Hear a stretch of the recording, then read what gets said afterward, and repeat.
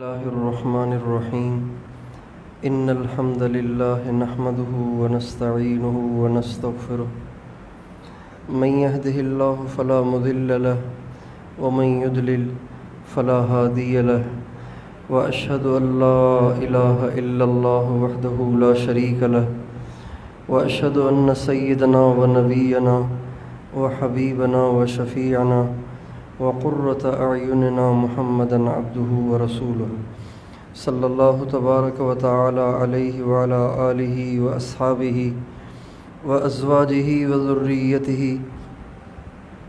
وبارك وسلم تسليمًا كثيرا أما بعد فأعوذ بالله من الشيطان الرجيم بسم الله الرحمن الرحيم أحسب الناس أن يتركوا أن يقولوا آمنا وهم لا يفتنون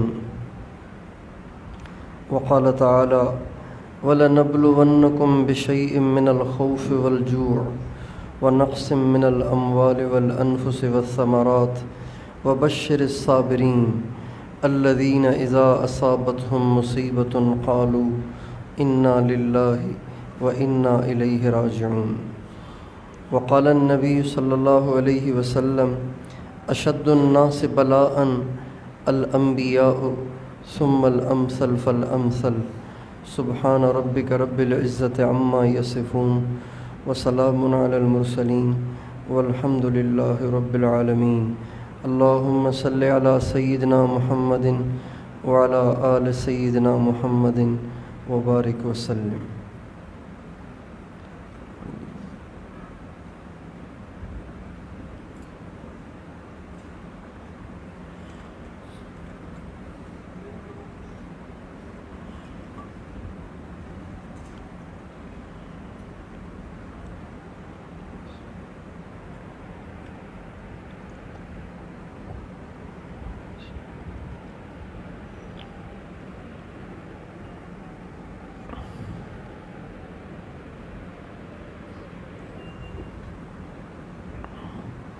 میرے محترم بھائی اور دوستو، اللہ تعالیٰ کا یہ قانون اور سنت ہے کہ وہ حق کو باقی رکھتے ہیں، لیکن حق کو باقی رکھنے کے لیے اور حق کو زندہ رکھنے اور زندہ کرنے کے لیے کسی کی قربانی چاہتے ہیں، اور جو قربانیاں دیتے ہیں وہ سرخرو ہو جاتے ہیں اور حق کے غالب ہونے کا ذریعہ بن جاتے ہیں، اور جو اپنی جان بچاتے ہیں، اپنی کنی کتراتے ہیں، اپنی جان بچاتے ہیں، تو وہ بھی زندگی کے دن گزار کے چلے جاتے ہیں، لیکن قیامت کے دن ان کے لیے شرمندگی ہوگی، ان کے لیے حسرت ہوگی، ان کے لیے افسوس ہوگا۔ مگر جنہوں نے حق کو بچانے کے لیے اور حق کو پھیلانے کے لیے قربانی دی، چاہے وہ مارے بھی جائیں، چاہے وہ بدنام بھی کیے جائیں، چاہے انہیں نقصان بھی اٹھانا پڑے، لیکن وہ نقصان عارضی اور وقتی ہوتا ہے۔ اللہ تعالیٰ اللہ کی وجہ سے کی جانے والی قربانی کو ضائع نہیں ہونے دیتے۔ اللہ تعالیٰ ان قربانی دینے والوں کا نام ہمیشہ زندہ رکھتے ہیں۔ دنیا انہیں مٹانا چاہتی ہے، لیکن دنیا اپنی کوششوں کے باوجود بھی ان کے نام کو نہیں مٹا پاتی، اور ان کی قربانیوں کو اللہ تعالیٰ ضرور برابر فرماتے ہیں، اور ان کی قربانیوں پر حق زندہ ہوتا ہے، حق باقی رہتا ہے، اور حق کا بول بالا ہوتا ہے۔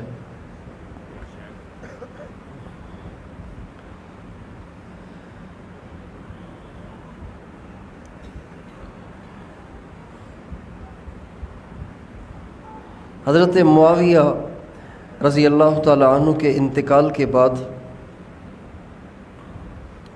یزید مسلمانوں کا امیر بن گیا،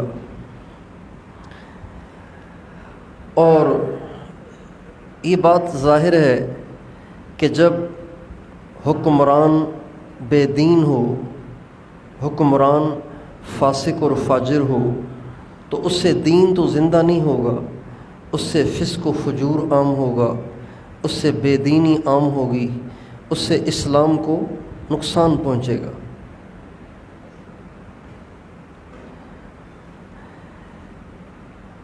جب کسی قوم کا بڑا بگڑتا ہے تو اس کا بگاڑ اپنی ذات تک محدود نہیں رہتا، بلکہ اس کا فساد، اس کا بگاڑ، اس کی خرابی اس کی قوم میں بھی سرایت کرتی چلی جاتی ہے۔ ایک بہت بڑے امام محدث حضرت عبداللہ ابن مبارک رحمۃ اللہ علیہ، یہ امام بخاری کے استاد ہیں۔ وہ فرماتے ہیں هل افسد الدین الا الملوک واحبار سوء ورهبانها، ہمیشہ دین کو تین طبقوں نے مٹایا ہے، تین قسم کے لوگوں نے دین کو نقصان دیا ہے۔ ایک بادشاہ، چونکہ ان کی زندگی میں دین نہیں ہوتا، وہ خود اللہ کے نافرمان ہوتے ہیں اور وہ خود عہدے اور طاقت کے نشے میں مدہوش ہوتے ہیں، لہٰذا ان کو اللہ کی فرما برداری کی بات سوجتی ہی نہیں ہے۔ وہ اپنی خواہشات اور اپنی منمانیوں میں اتنے آگے بڑھ جاتے ہیں کہ خود تو بے دین ہوتے ہیں اور ان کو بھی بے دین بنا دیتے ہیں۔ تو دین کو مٹانے والے ہمیشہ تین لوگ رہے ہیں جنہوں نے دین کو نقصان پہنچایا۔ ایک الملوک، بادشاہ، اور احبار سوء ورهبانها، اور وہ علماء جو نام کے علماء ہیں لیکن ان کے دل میں دنیا بسی ہوئی ہے، اور وہ دین کو استعمال کرتے ہیں، دین کے کارڈ کو استعمال کرتے ہیں اور اس سے دین کا نقصان کرتے ہیں، اور بادشاہوں کی چاہتوں کے مطابق ان کو فتوے دیتے ہیں، ان کو گنجائش دیتے ہیں۔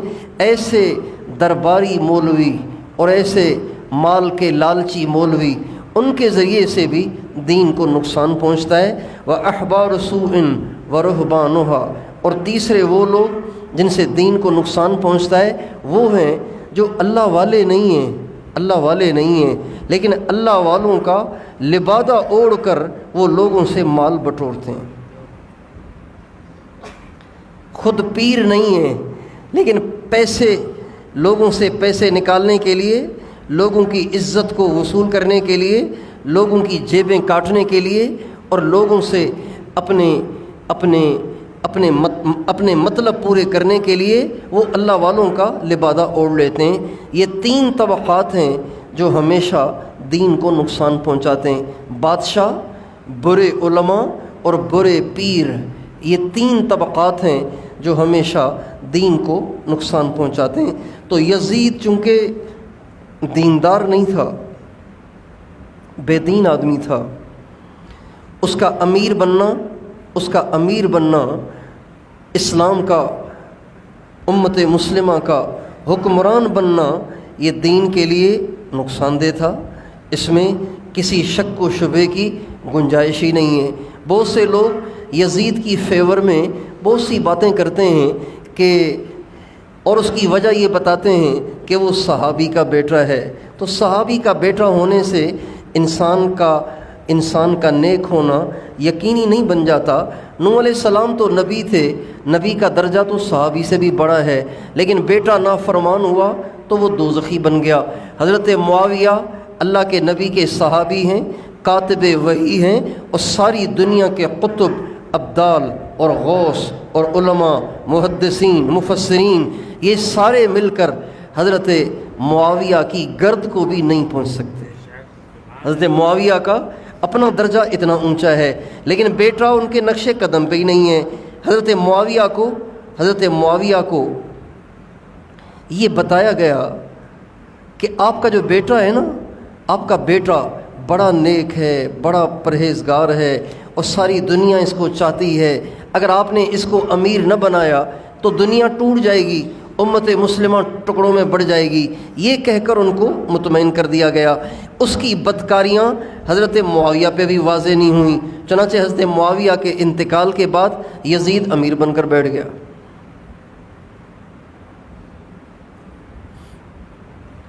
जब वो अमीर बन गया तो उसके अमीर बनने का इस्लाम को नुकसान यकीनी था। उसके अमीर बनने का इस्लाम को नुकसान यकीनी था, लेकिन उसको भी ये अंदाज़ा था कि चूँकि मैं लायक ही नहीं हूँ, मैं मुस्तहिक ही नहीं हूँ और मेरी वो सतह ही नहीं है कि मुझे सारी दुनिया अमीर माने।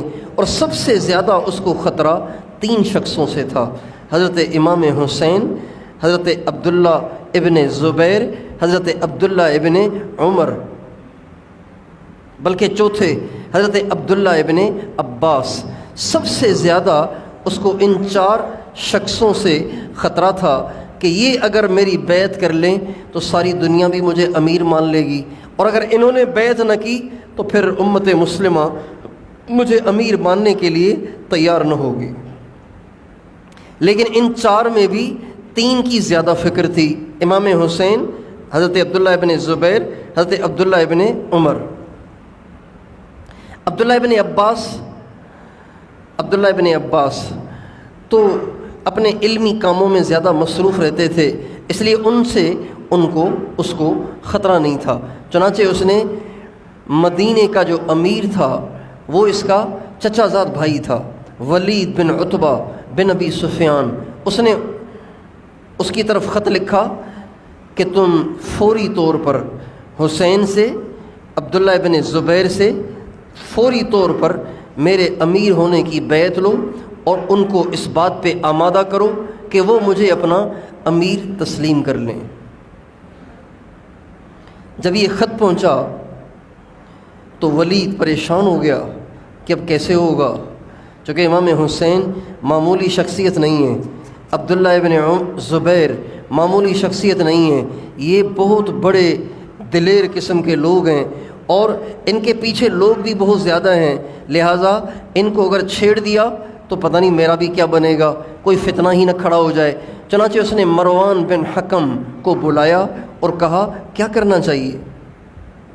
उसने कहा बस आप इनको बुलाएं और आप इनको ये ना बताएं कि आपको किस काम के लिए बुला रहा हूँ। आप इनको बुलाएं और इनको बुला के इनको कहें कि यज़ीद ने मुझे ख़त लिखा है, तुम यहीं खड़े खड़े मेरे हाथ पे यज़ीद की तरफ से बैत करो, यज़ीद के हाथ पर मेरे तवस्सुत से बैत करो। चुनांचे उसने जिस शख्स को इन दोनों हज़रात को बुलाने के लिए भेजा, वो ढूंढते ढूंढते जब मस्जिद में आया तो इमाम हुसैन भी मस्जिद में थे, अब्दुल्ला इब्न ज़ुबैर रज़ी अल्लाह अन्हुम ये भी मस्जिद में थे। जब वो शख्स पैगाम लेकर आया तो ये दोनों ज़हीन भी बहुत थे, इमाम हुसैन भी आला दर्जे के ज़हीन, अब्दुल्ला इब्न ज़ुबैर भी आला दर्जे के ज़हीन। समझ गए कि किस लिए बुलाया जा रहा है। चुनांचे उस कासिद से कहा तुम चले जाओ, हम आ जाते हैं। जब वो चला गया तो आपस में मशवरा किया कि ये क्या मकसद है, क्यों बुला रहा है। तो इमाम हुसैन ने कहा मैं समझ गया हूँ क्यों बुला रहा है, यज़ीद का ख़त आया होगा, उसने इसको हुक्म दिया होगा कि हमें प्रेशराइज़ किया जाए और हमें बैत के लिए तैयार किया जाए ताकि यज़ीद के लिए आगे कोई रुकावट ही न रहे। तो अब्दुल्ला इब्न ज़ुबैर ने कहा फिर क्या करना चाहिए। करना ये चाहिए कि इसने बुलाया है, हम चले जाते हैं, मैं अपने साथ कुछ अपने दोस्त नौजवानों को ले जाता हूँ, उनको बाहर खड़ा कर लूँगा, ख़ुद अंदर चला जाऊँगा। अगर उसने मुझे कत्ल करने का इरादा किया तो फिर मैं अपने नौजवानों को बुला लूँगा और फिर अच्छी तरह हम वलीद की खबर लेंगे। यज़ीद ने ख़त में ये भी लिखा था अगर वो मान जाएं, अगर वो मेरे हाथ पे बैत करने के लिए तैयार हो जाएं तो बहुत अच्छा, न हो तो वहीं उनको कत्ल कर दो, इमाम हुसैन को भी शहीद कर दो और अब्दुल्ला इब्न ज़ुबैर को भी शहीद कर दो और जो रुकावट बने उसको शहीद कर दो। चनाचे इमाम हुसैन अपने साथ नौजवानों का एक मजमुआ लेकर गए, उनको बाहर खड़ा किया, ख़ुद अंदर तशरीफ़ ले गए। اور گئے تو بات وہی نکلی۔ ولید بن عتبہ نے خط نکال کے باہر رکھا اور کہا یزید کا حکم ہے، آپ سے بیعت لینی ہے، آپ کو یزید کو امیر ماننا پڑے گا۔ تو حضرت امام حسین نے انکار تو نہیں کیا، فرمانے لگے میرے جیسے آدمی کے لیے گھر کے اندر چھپ کے بیعت کرنا اچھا نہیں ہے، میں یہاں سے جاؤں گا، لوگوں کو جمع کروں گا، پھر اس کے بعد جو ہوگا سو دیکھا جائے گا۔ وعدہ نہیں کیا کہ بیعت کروں گا۔ جب یہ کہہ کر امام حسین نکلنے لگے تو مروان بن حکم نے ولید بن عتبہ سے کہا یہ جو حسین تمہیں پہلا پھسلا کے واپس جا رہا ہے یہ تیرے ہاتھ نہیں آئے گا، اگر یزید کی بیعت لینی ہے تو یہیں لے، اگر نہیں کرتا تو یہیں اسے قتل کر، ورنہ باہر جا کے فتنہ پھیلائے گا۔ امام حسین کے سامنے ہی اس نے یہ کہہ دیا، مروان بن حکم نے۔ امام حسین نے جب یہ سنا تو امام حسین بہت غصے ہوئے مروان بن حکم پہ اور فرمانے لگے تو کون ہوتا ہے مجھے شہید کرنے والا، مجھے قتل کرنے والا؟ یہ کہہ کے اس پہ غصے ہو کر اس کو 2-4 باتیں سنا کے امام حسین غصے میں بھر کے وہاں سے باہر نکل گئے۔ جب یہ بات واضح ہو گئی کہ اب یہ مجبور کریں گے، پریشرائز کریں گے، یزید کے ہاتھ پہ بیعت کرنے کے لیے ہمیں مجبور کیا جائے گا، اور یزید کے ہاتھ پہ ہمارا بیعت کرنا یعنی یزید جو کرے اس کو تسلیم کرنا، چاہے وہ غلط کرے، چاہے وہ صحیح کرے، چاہے وہ گناہ کرے، چاہے وہ برائیاں کرے، چاہے وہ برائیاں پھیلائے، ان ساری باتوں کو ہمیں تسلیم کرنا پڑے گا، اور جو برائی پر راضی ہو وہ بھی برائی کرنے والے کے ساتھ برائی میں شریک ہو جاتا ہے۔ چنانچہ امام حسین رضی اللہ عنہ اپنے گھر والوں کو لے کر مدینے کو چھوڑ کر مکے چلے گئے۔ عبداللہ بن زبیر بھی وہاں سے مکے کو چلے گئے۔ جب امام حسین اور حضرت عبداللہ بن زبیر یہ حضرات مدینے کو چھوڑ کر مکے چلے گئے تو ولید بن عتبہ کو یہ بات ناگوار گزری، اور اس نے ایک لشکر 2000 آدمیوں کا تیار کیا ان حضرات کو گرفتار کرنے کے لیے اور ان سے لڑنے کے لیے۔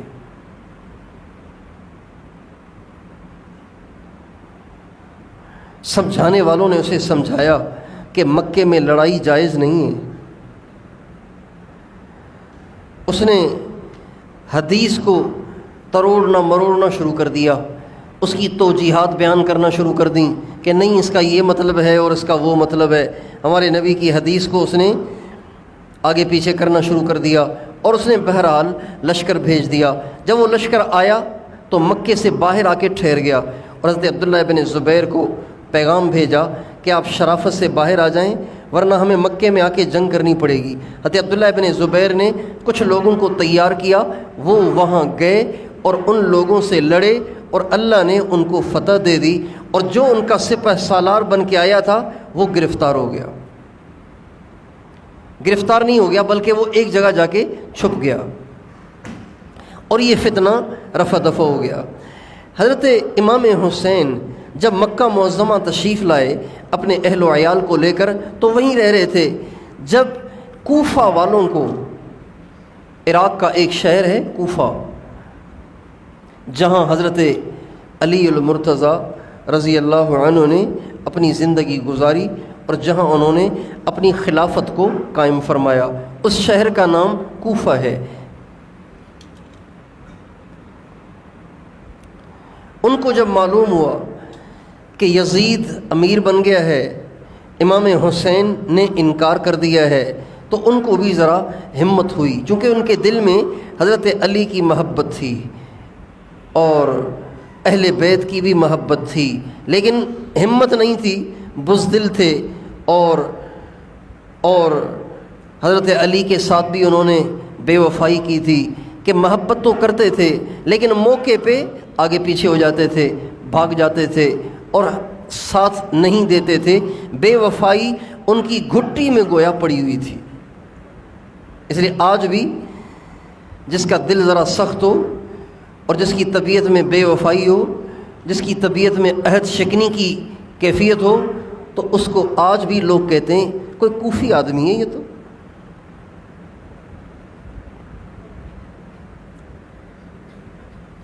ان کو جب معلوم ہوا کوفہ والوں کو کہ امام حسین تو مدینے کو چھوڑ کے مکے چلے گئے ہیں اور یزید امیر بن گیا ہے، تو وہ لوگ بھی نہیں چاہتے تھے کہ یزید جیسے برے آدمی کے ہاتھ پہ بیعت کریں۔ چنانچہ انہوں نے امام حسین کو خط لکھا اور کہا، اے اللہ کے نبی کے بیٹے، اے اہل بیت اعظام، ہمیں پتہ چلا ہے کہ یزید ہمارا امیر بن گیا ہے، بخدا وہ بالکل اس لائق نہیں ہے کہ وہ اس کو امت مسلمہ کا امیر بنایا جائے، بے شک آپ ہی اس کے حقدار ہیں، لہٰذا آپ ہمارے پاس تشریف لائیں، ہم آپ کا ساتھ دیں گے، آپ کا ساتھ دیں گے۔ جیسے آپ کے ابا نے کوفہ کو مرکز بنایا اور کوفہ سے انہوں نے آگے اپنی خلافت کو پھیلایا، آپ بھی کوفہ میں آ جائیں، ہم سب آپ کے ساتھ ہیں اور آپ کے ذریعے سے اللہ دین کی حفاظت کرے گا اور نالائقوں سے اللہ امت کو بچائے گا۔ امام حسین کے پاس خط آیا تو امام حسین نے سوچا کہ پتہ نہیں یہ ایسے ہی کسی 2-4 آدمی نے لکھ لیا ہوگا، تو 2-4 آدمیوں کے کہنے پہ تو جانا ٹھیک نہیں ہے، اتنی بڑی رسک لینا مناسب نہیں ہے۔ مگر انہوں نے ایک اور خط بھیجا، ایک اور خط بھیجا، ایک اور خط بھیجا، پھر وفد بھیجا، ایک جماعت بھیجی، ایک اور جماعت، ایک اور جماعت، ایک اور جماعت، 150 خطوط انہوں نے لکھے امام حسین کو۔ کتنے خطوط لکھے؟ 150 خطوط لکھے، اور جو جماعتیں بنا کر بھیجیں امام حسین کو بلانے کے لیے، وہ اس کے علاوہ علیحدہ ہیں، اور ان سب میں ان کو یہ باور کرایا گیا آپ تشریف لائیں، ہم سب آپ کے محبت کرنے والے، ہم سب آپ کے جان نثار ہیں، آپ آئیں، ہم آپ کا ساتھ دیں گے، آپ کوفہ کو مرکز بنائیں اور یہاں سے اپنی خلافت کو پھیلائیں، اور ہم خود بھی یزید سے بیزار ہیں۔ چنانچہ جب 150 خطوط آ گئے اور اتنے سارے وفود آ گئے، تو بتائیے جو حق چاہتا ہو، اسلام کا بول بالا چاہتا ہو، جو سنت کی ترویج چاہتا ہو، جو اپنے نانا کے دین کا زندہ ہونا چاہتا ہو، اس کے لیے مناسب ہے کہ اتنی ساری پیشکشوں کے بعد بھی وہ کہے نہیں جی مجھے آپ پہ بھروسہ نہیں ہے؟ کہ جی آپ سے پوچھتا ہوں، مناسب ہے؟ 150 خطوط اور وفود ہی وفود کے بعد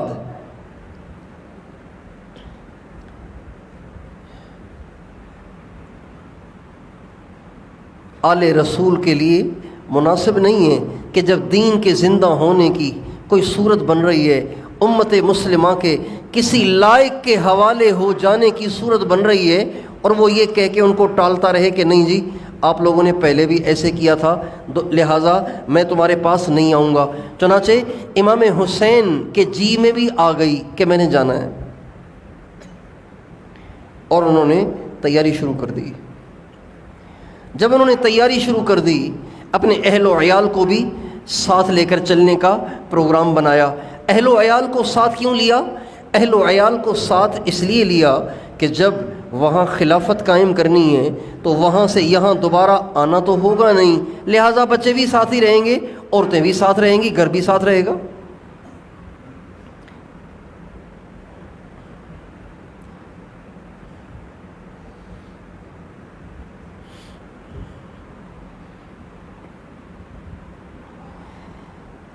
جب یہ تیاری شروع ہوئی تو یہ بات پھیلنا شروع ہو گئی۔ حضرت عبداللہ ابن عباس طائف میں رہتے تھے، ان کو پتہ چلا کہ امام حسین جانا چاہ رہے ہیں، تو حضرت عبداللہ ابن عباس آئے کہ بھائی میں نے سنا ہے کہ آپ جانا چاہتے ہیں کوفہ کی طرف۔ کہاں؟ میں نے پروگرام بنا لیا ہے، انہوں نے 150 خط لکھے ہیں، اتنی ساری جماعتیں بھیجی ہیں، میرے لیے مناسب ہے کہ اتنی بڑی پیشکشوں کے بعد بھی میں کہوں کہ نہیں میں نہیں آؤں گا، اور میں بھی اس پر راضی ہو جاؤں کہ ٹھیک ہے یزید اگر حکومت کرتا ہے تو کرتا رہے، اور وہ جو ظلم زیادتیاں اور برائیاں کرتا ہے اس کو کرنے دی جائیں، کیا میرے لیے مناسب ہے؟ تو حضرت عبداللہ ابن عباس نے کہا مناسب تو نہیں ہے، لیکن انسان تجربوں سے بھی بہت کچھ سیکھتا ہے۔ کوفہ والوں نے آپ کے ابا کے ساتھ کیا کیا، آپ یہ بھی تو سوچیں، آپ کے بھائی امام حسن کے ساتھ کیا کیا یہ بھی تو سوچیں۔ آپ کے والد کو بھی شہید کیا، آپ کے بڑے بھائی کو بھی شہید کیا، آپ ان پہ کیسے بھروسہ کر رہے ہیں؟ فرمانے لگے وہ تو شہید ہوئے سو ہوئے، لیکن اب جب 150 دفعہ انہوں نے مجھے پیشکش کی کہ آپ آ جائیں تاکہ ظالم سے ہماری جان چھوٹے اور دین کے زندہ ہونے کی صورت پیدا ہو اور دین کی حفاظت ہو، تو پھر میرے لیے مناسب نہیں ہے۔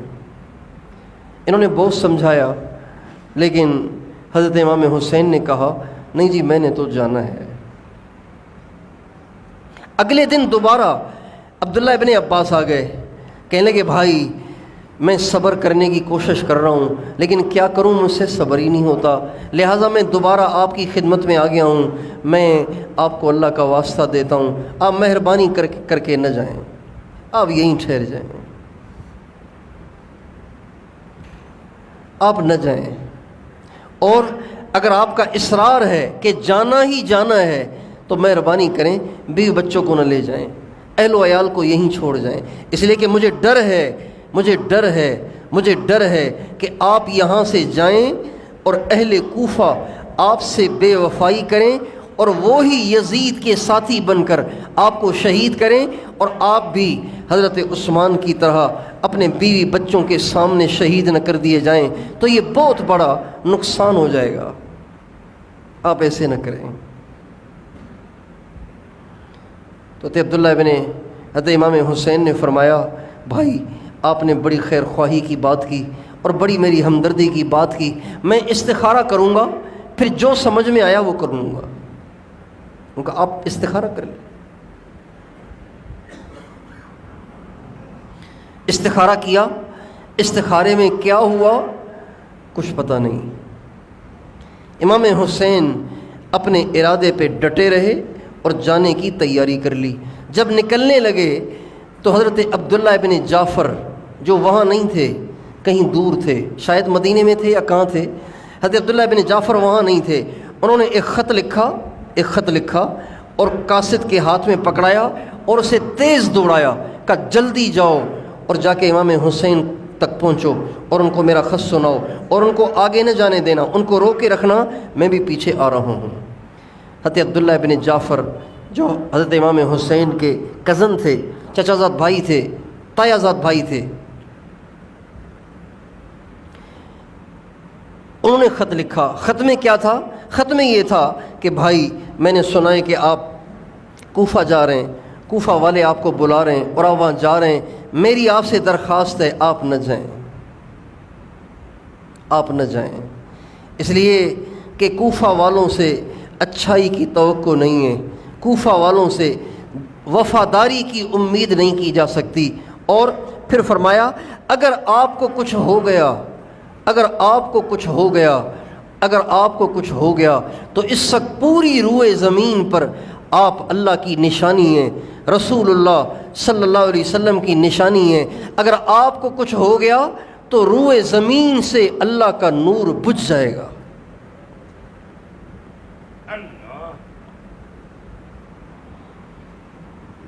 اگر آپ کو کچھ ہو گیا تو اللہ کا نور روئے زمین سے بجھ جائے گا، لہٰذا آپ میرا خط ملتے ہی ٹھہر جائیں، میں آتا ہوں پھر کریں گے۔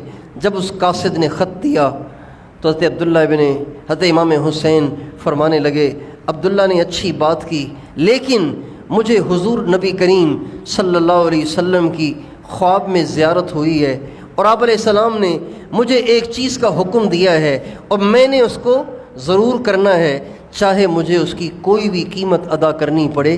یہ کہہ کر اپنے ساتھیوں کو لیا، اپنے خاندان کو لیا اور کوفہ کی طرف نکل پڑے۔ اور حضرت عبداللہ ابن جعفر کے بیٹے بھی ان کے ساتھ ہو لیے۔ حضرت عبداللہ ابن جعفر کے کہنے پر جب ان کو پتہ چلا نا کہ میرے خط کے بعد بھی وہ رکے نہیں اور وہ نکل پڑے ہیں، تو انہوں نے اپنے بیٹوں کو پیغام بھیجا کہ تم بھی ان کے ساتھ چلے جاؤ، چنانچہ چل پڑے۔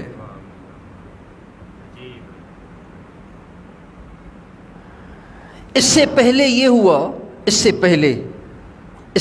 یہ ہوا جب وہ خطوط آئے اور وفود آئے تو امام حسین نے ایک خط لکھا، وہ اپنے تایازاد بھائی حضرت مسلم بن عقیل کو دیا اور کہا آپ کوفہ جائیں اور کوفہ والوں کو جا کے میرا یہ خط پڑھ کے سنائیں۔ اس خط میں لکھا تھا کہ میرے پاس تمہارے خطوط بھی آئے، تمہارے وفد بھی آئے، اور میں نے تمہارے پاس آنا طے کر لیا ہے، لیکن میں مسلم بن عقیل کو بھیج رہا ہوں، تم میرے ہاتھ پر اس کے توسط سے بیعت کرو۔ جب یہ بات ثابت ہو جائے گی کہ تم نے میرے ہاتھ پر بیعت کر لی اور تم سب کے سب عملاً حقیقتاً میرے ساتھ ہو، تم پھر میں بھی آ جاؤں گا۔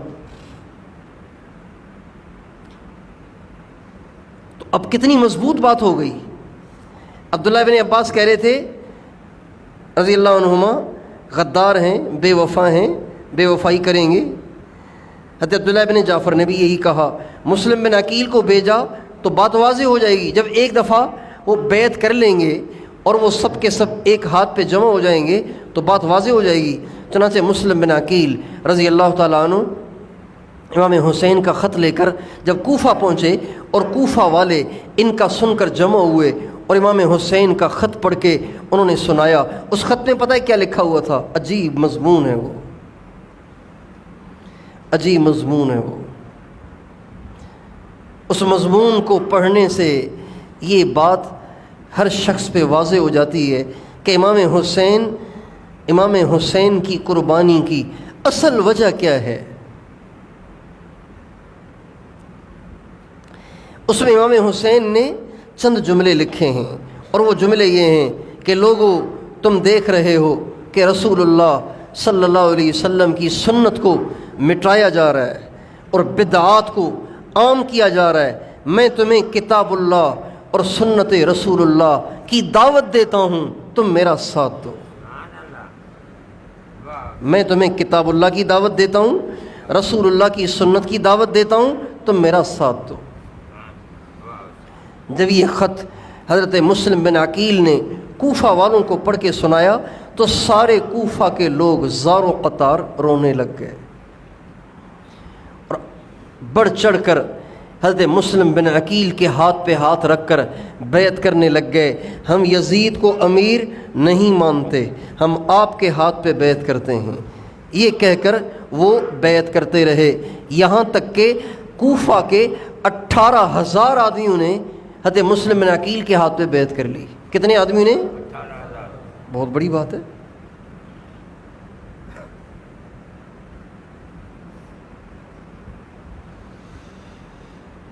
18,000 آدمیوں نے بیعت کر لی۔ مسلم بن عقیل نے جب دیکھا سارا ہی کوفہ امنڈ آیا، امام حسین کا نام سن کے انہوں نے خط لکھا امام حسین کو کہ آپ اطمینان سے تشریف لے آئیں، سارا کوفہ آپ کے ساتھ ہے۔ امام حسین اس خط کو ملتے ہی بیوی بچوں کو لیا اور چل پڑے۔ ادھر جب سارا کوفہ مسلم بن عقیل پر جمع ہو گیا تو اس وقت کوفہ کے جو امیر تھے انہوں نے مسجد میں جمع ہو کر خطبہ دیا، لوگوں کو اکٹھا کر کے خطبہ دیا، بیان کیا اور کہا لوگوں میں نے سنا ہے کہ تم بغاوت کرنا چاہتے ہو اور مسلم بن عقیل کو تم نے بلایا ہے۔ دیکھو میں لڑنا نہیں چاہتا، میں کوئی نقصان کرنا نہیں چاہتا، لیکن یہ تمہارا طرز طریقہ ٹھیک نہیں ہے، لہٰذا تم یہ صورت اختیار مت کرو۔ جب انہوں نے یہ کہا تو ایک شخص کھڑا ہو گیا، بنو امیہ کا ایک حلیف کھڑا ہو گیا، یعنی جس کا اس سے معاہدہ تھا بنو امیہ سے مراد یزید اور دوسرے لوگ۔ وہ کھڑا ہو گیا، کہنے لگا امیر صاحب آپ امیر ہیں کیا ہیں، اتنی ڈھیلی بات کر رہے ہیں، ادھر بغاوت ہو رہی ہے اور آپ ایسے ہی حکمت بصیرت کی باتیں کر رہے ہیں، آپ کو فوری طور پہ ایکشن لینا چاہیے، مسلم بن عقیل کو گرفتار کرنا چاہیے، اس کو قتل کر دینا چاہیے، جو اس کا ساتھ دے ان سب کو قتل کر دینا چاہیے، اور آپ بزدلی کیوں دکھا رہے ہیں؟ تو وہ کہنے لگے، اہل بیت سے محبت کرتے تھے، وہ کہنے لگے میں اللہ کو راضی کرتے ہوئے بزدل کہلایا جاؤں یہ زیادہ اچھا ہے اس بات سے کہ اللہ کو ناراض کر کر دلیر بن جاؤں۔ لہٰذا اگر تم اس کو بزدلی کہتے ہو تو کہتے رہو۔ جب اس شخص نے دیکھا کہ امیر تو بالکل ہی ڈھیلا ڈالا ہو رہا ہے تو اس نے خط لکھا یزید کو، براہ راست یزید کو خط لکھا اور کہا کوفہ تیرے ہاتھ سے نکل گیا ہے، بصرہ بھی نکل جائے گا، اگر تو کچھ کرنا چاہتا ہے تو فوری طور پر کوفہ کا امیر تبدیل کر، کوفہ کا امیر تبدیل کر، یہاں کسی ایسے آدمی کو بھیج جو مار مار کے ان کو سیدھا کر دے اور ان کے دل دماغ سے حسین اور اس کی بیعت کو باہر نکال دے۔ جب یہ خط یزید کو پہنچا تو یزید نے اس کا جو مشیر تھا، مشیر اس کو بلایا۔ وہ مشیر عیسائی تھا۔ مشیر کون تھا؟ سرجون اس کا نام تھا، سرجون اس کا نام تھا۔ اس کو بلایا، کہا مسئلہ خراب ہو رہا ہے، کیا کرنا چاہیے؟ کہ رائے دوں، قبول کرو گے؟ کہ ہاں۔ کہ میری رائے یہ ہے کہ ابن زیاد، عبید اللہ بن زیاد کو تم فوری طور پر کوفے کا امیر مقرر کرو اور اس کو حکم کرو کہ مسلم بن عقیل کو جا کے قتل کر دے، اس کے ماننے والوں کو بھی قتل کرے، جو سیدھا ہو جائے تو ٹھیک ہے ورنہ اس کو بھی قتل کر دے۔ ان کا ٹھیک۔ ابن زیاد کو بلایا گیا۔ ابن زیاد سے یزید نے کہا ہم تجھے کوفے کا اور بصرے کا امیر بناتے ہیں، تم چلے جاؤ یہاں سے اور جا کے وہاں سنبھالو سارا کام۔ ابن زیاد آیا، دو آدمی اپنے ساتھ اور لے لیے، شریک بن آور اور مسلم بن عمر باہلی، یہ دو شخصوں کو ساتھ لے کے وہ کوفہ پہنچا۔ اچھا جب کوفہ پہنچا نا تو کوفہ والوں کو تو انتظار تھا امام حسین کا۔ جب ابن زیاد دو آدمی لے کر کوفہ میں داخل ہوا تو سارے کوفہ میں شور مچ گیا، امام حسین آ گئے، امام حسین آ گئے، امام حسین آ گئے۔ سارا کوفہ امنڈ آیا امام حسین کی زیارت کے لیے، چونکہ وہ جانتے تو نہیں تھے، پہچانتے نہیں تھے، چہرے سے واقف نہیں تھے، لہٰذا ابن زیاد ہی کو امام حسین سمجھنے لگ گئے، اور جہاں سے ابن زیاد گزرتا اس پہ اس کا استقبال ہوتا، وہ سارے کہتے مرحبا بابن رسول اللہ، مرحبا رسول اللہ کا بیٹا آ گیا۔ ابن زیاد اندر ہی اندر یہ دیکھ کر اندر ہی اندر وہ ذبح ہوتا رہا، اندر ہی اندر اس کو مرچیں لگتی رہیں، اندر ہی اندر میں وہ جلتا رہا اور بھنتا رہا کہ ارے یہ تو سارا کوفہ حسین ہی ہو چکا ہے، سارا ہی کوفہ حسین کی طرف ہو چکا ہے۔ بہرحال کرتے کرتے جو مدینے کے امیر تھے ان کا دروازہ جا کے ابن زیاد نے کھٹکھٹایا۔ جب دروازہ کھٹکھٹایا تو وہ سمجھے کہ مسلم بن عقیل آ گئے ہیں، تو وہ کہنے لگے مسلم آپ میرا دروازہ نہ کھٹکھٹائیں، آپ اندر نہ آئیں، میں آپ پہ ہاتھ نہیں اٹھانا چاہتا، مہربانی کر کے آپ یہاں سے چلے جائیں۔ تو ابن زیاد نے آہستہ سے کہا میں مسلم نہیں ہوں، یزید کا بھیجا ہوا ابن زیاد ہوں۔ انہوں نے دروازہ کھولا، وہ اندر آئے، ابن زیاد اندر آیا اور وہاں بیٹھ کے پھر اس نے سوچا کہ یہ تو سارا ہی کوفہ مسلم کے ہاتھ پہ بیعت کر چکا ہے اور امام حسین کا دیوانہ بن چکا ہے، تو کیا کرنا چاہیے؟ چنانچہ اس نے نماز کا وقت ہوا، منبر پہ چڑھ کے اس نے اعلان کیا میں ابن زیاد ہوں، یزید کا بھیجا ہوا ہوں، کوفہ کا گورنر مجھے بنا دیا گیا ہے اور میں تمہیں حکم کرتا ہوں، میں نے سنا ہے کہ تم سارے کے سارے مسلم کے ہاتھ پہ بیعت کر چکے ہو اور امام حسین کی طرف جا رہے ہو، لہٰذا میں تمہیں حکم کرتا ہوں شرافت سے سیدھے ہو جاؤ، جو سیدھا ہو جائے گا اس کو ہم چھوڑ دیں گے، جو سیدھا نہیں ہوگا ہم اس کے گھر کے دروازے پہ اس کو سولی چڑھائیں گے، اور سارے ماننے والوں کا ہم برا حشر کریں گے، لہٰذا تم سارے سیدھے ہو جاؤ۔ اب یہ جو اعلان ہوا، دھمکی آمیز جو اعلان ہوا، تو کوفہ والے کوفی تو تھے ہی، تو ایک دم گراف گرنا شروع ہوا اور لوگوں کے دلوں میں ڈر اور خوف بیٹھنا شروع ہو گیا۔ امام حسین ان دنوں مختار بن ابی عبید کے گھر میں لوگوں سے بیعت لے رہے تھے۔ جب یہ صورتحال پیش ہو گئی کہ ابن زیاد امیر بن گیا تو حضرت مسلم بن عقیل کو یہ خطرہ ہوا کہ ان کو گرفتار کیا جائے گا اور شہید کر دیا جائے گا۔ چنانچہ وہاں سے وہ شفٹ ہو کر ہانی بن عروہ، ایک اور شخص ہیں کوفہ کے سردار قسم کے آدمی تھے، اہل بیت سے محبت کرتے تھے، ان کے ہاں چلے گئے۔ ہانی بن عروہ نے کہا آپ نے مجھے بہت بڑی آزمائش میں ڈال دیا، آپ یہاں تشریف لائے ہیں، اب آپ کو واپس بھیجنا بھی اچھا نہیں ہے، لیکن میرے لیے بڑی آزمائش کھڑی کر دی آپ نے۔ بہرحال اس نے ان کو اپنے گھر میں ٹھہرایا۔ ہانی بن عروہ بیمار ہو گئے۔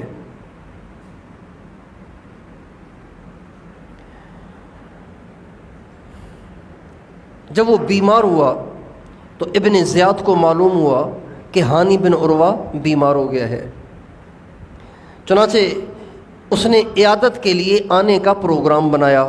جس شخص کے ذریعے سے اس نے یہ پیغام بھجوایا، اللہ کی شان دیکھیے، وہ بھی اہل بیت سے محبت کرتا تھا۔ اس نے آ کے مسلم بن عقیل سے کہا بات یہ ہے کہ آج ابن زیاد ہانی بن عروہ کی عیادت کے لیے آئے گا، آپ کمرے کے اندر چھپ کے بیٹھ جانا، اور ہانی بن عروہ سے کہا تمہارے گھر میں آ رہا ہے ابن زیاد، تمہارے گھر میں آ رہا ہے، لہٰذا تم ایسی کوئی ترتیب بناؤ، ایسی کوئی اسکیم بناؤ، جو ہی وہ تمہارے گھر میں گھسے تم اسے قتل کروا دو۔ ہانی بن عروہ کہنے لگے یہ شرافت کے خلاف ہے کہ گھر میں آئے ہوئے کو قتل کیا جائے، گھر میں آئے ہوئے کو قتل کیا جائے۔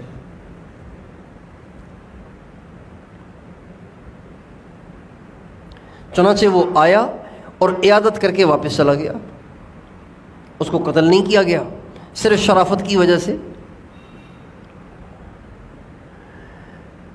ہانی بن عروہ کے ایک دوست تھے شریک بن اعور، یہ ابن زیاد کے ساتھ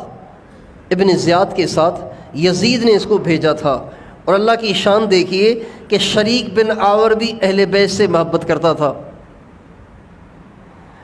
تو وہ آیا تو ابن زیاد کے ساتھ تھا کوفہ کی طرف، لیکن آ کر رات کو رہتا تھا ہانی بن عروہ کے پاس۔ اللہ کی شان وہ بھی بیمار ہو گیا۔ جب وہ بیمار ہوا تو ابن زیاد کو معلوم ہوا، تو ابن زیاد نے کہا کہ اس کو بھی پیغام بھیجو، کل ہم اس کی عیادت کے لیے جائیں گے۔ شریک بن اعور نے کو جب پتہ چلا کہ ابن زیاد میری عیادت کے لیے آ رہا ہے، تو شریک بن اعور نے حضرت مسلم بن عقیل سے کہا کہ آج وہ فاسق یعنی ابن زیاد آ رہا ہے، اور جو ہی وہ آ کر میرے پاس بیٹھ جائے آپ کمرے کے اندر رہنا، اور جو ہی وہ آ کے بیٹھ جائے ایک دم ایک تلوار کی ضرب سے اس کی گردن کو اڑا دینا۔ ابن زیاد اگر تیرے ہاتھوں مارا گیا، آپ کے ہاتھوں مارا گیا، تو سارے کوفہ کا نظام سنبھالنا، سارے بصرہ کا نظام سنبھالنا یہ میرے ذمے ہے۔ چونکہ شریک بن اعور بھی یزید ہی کا بھیجا ہوا تھا، مضبوط آدمی تھا، طاقتور آدمی تھا۔ یہ ساری بات سمجھا کے شریک بن اعور نے مسلم بن عقیل رضی اللہ عنہ کو کمرے کے اندر بٹھا دیا۔ ابن زیاد آیا اور آ کے شریک بن اعور کے پاس بیٹھ گیا۔ اب شریک بن اعور سوچ رہے ہیں ابھی نکلیں گے مسلم بن عقیل، ابھی نکلیں گے، کافی دیر گزر گئی، نکل ہی نہیں رہے۔ جب وہ نہیں نکل رہے تھے تو شریک بن اعور نے اشارہ دیتے ہوئے ایک شعر پڑھا، ما تنظرون بسلمى لا تحیونہ، کیا ہو گیا تمہیں کہ تم انتظار ہی کر رہے ہو اور آ کے سلام نہیں کر رہے ہو۔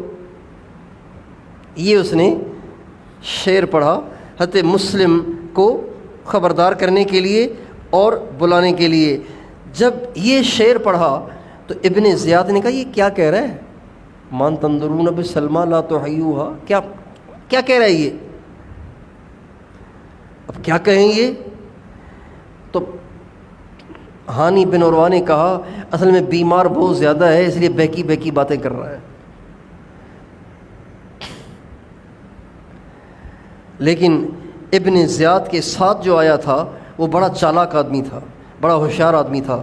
اس نے کان میں کہا تیرے قتل کی کوئی اسکیم بنی ہوئی ہے، اور وہ اسکیم شاید چل نہیں رہی، اس کو بیدار کرنے کے لیے یہ شعر و شاعری ہو رہی ہے، لہذا جلدی سے اٹھ اور نکل یہاں سے۔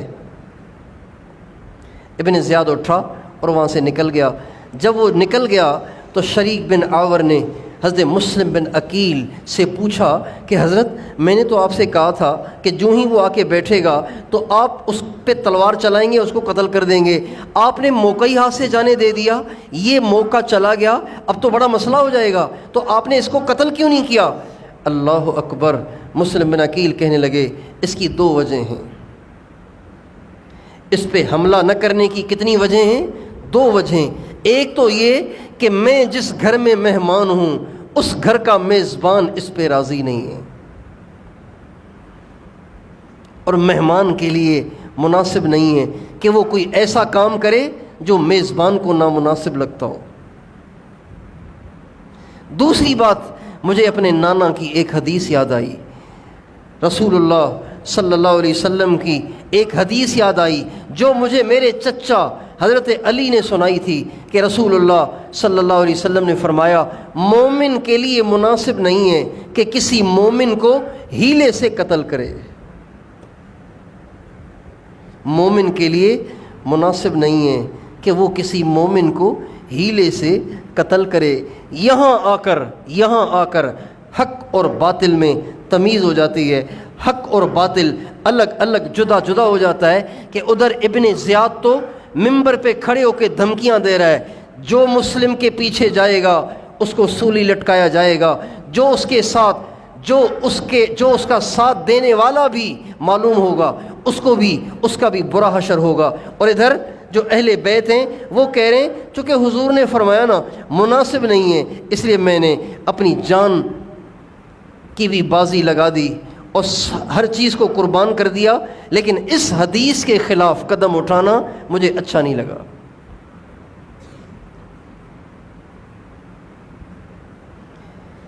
یہ جو اہل حق ہوتے ہیں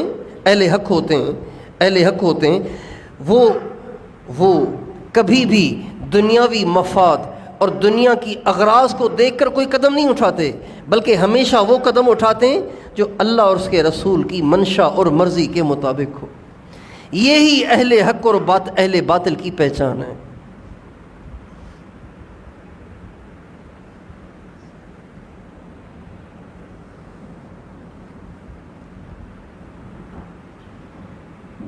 حالانکہ اس وقت حضرت مسلم بن عقیل کا ابن زیاد کو قتل کرنا یہ ناجائز نہیں تھا، جائز تھا، اس لیے کہ ابن زیاد مسلم بن عقیل کے خون کا پیاسا ہے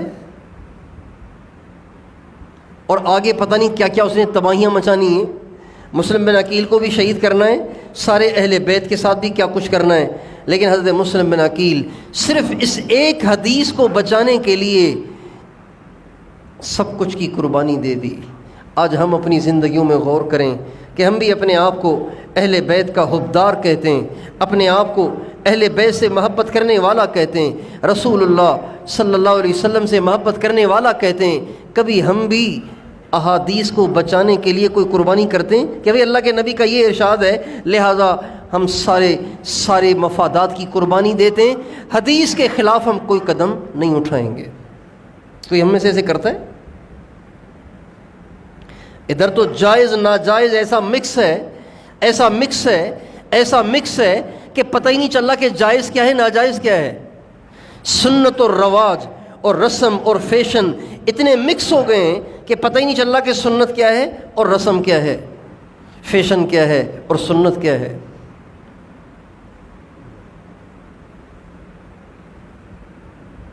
اس لیے جو لوگ رسومات کو سنت پر ترجیح دیتے ہیں، فیشن کو سنت پر ترجیح دیتے ہیں، مفادات کو احادیث مبارکہ اور احکام خداوندی پہ ترجیح دیتے ہیں، ان کا امام حسین سے کوئی واسطہ نہیں ہے، وہ تو ابن زیاد کے تابع دار ہیں، ابن زیاد کے پیروکار ہیں، ابن زیاد کے طریقے پہ چلنے والے ہیں، امام حسین کی سنت پہ چلنے والے، اہل بیت کے طریقے اور نقش قدم پہ چلنے والے تو بس وہی ہیں جو ہر مفاد کی قربانی دیتے ہیں، سنت کو بچاتے ہیں، حدیث کو بچاتے ہیں، حکم خداوندی کو بچاتے ہیں۔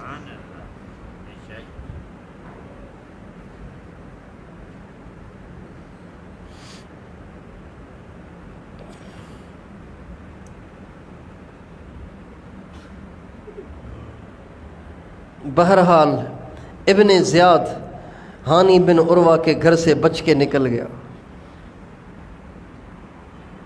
और उसने जाके कूफा के जो बड़े बड़े सरदार किस्म के लोग थे उन सबको जमा किया और कहा देखो शराफत से समझ जाओ, मैं तुम्हें कह रहा हूँ मुस्लिम का पीछा छोड़ दो, अपने नौजवान बच्चों से कहो कि सारे के सारे सीधे हो जाओ, अगर सीधे न हुए तो मैं तुम्हारे सारे ख़ानदानों को कत्ल कर दूँगा, किसी को नहीं छोड़ूंगा। जब सारे सरदारों को ये धमकी दी गई, उन्होंने जाके अपने ख़ानदानों को सुनाया, कौमों को सुनाया, लोग एकदम पीछे हट गए, लोग पीछे हट गए। कभी 18,000 थे और अभी 200-400 रह गए।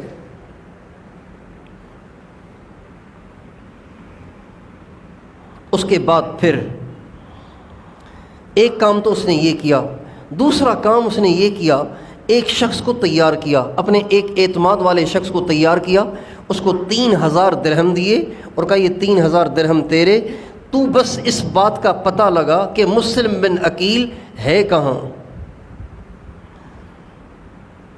चुनाचे उसने कूफा में चक्कर लगाना शुरू किए, इधर उधर से पूछना पाछना शुरू किया।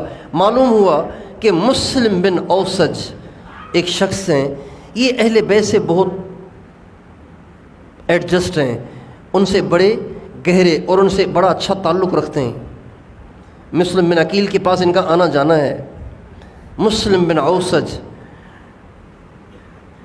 चुनाचे ये उसके पास पहुंचा और उसके पास पहुंच के कहा मैं शाम से आया हूँ, शाम से आया हूँ, अहले बैत से प्यार करता हूँ, अहले बैत से मोहब्बत करता हूँ। मैंने सुना है कि यजीद की मुखालफत में यहाँ मुस्लिम बिन अकील इमाम हुसैन के लिए बैत लेने के लिए आए हुए हैं।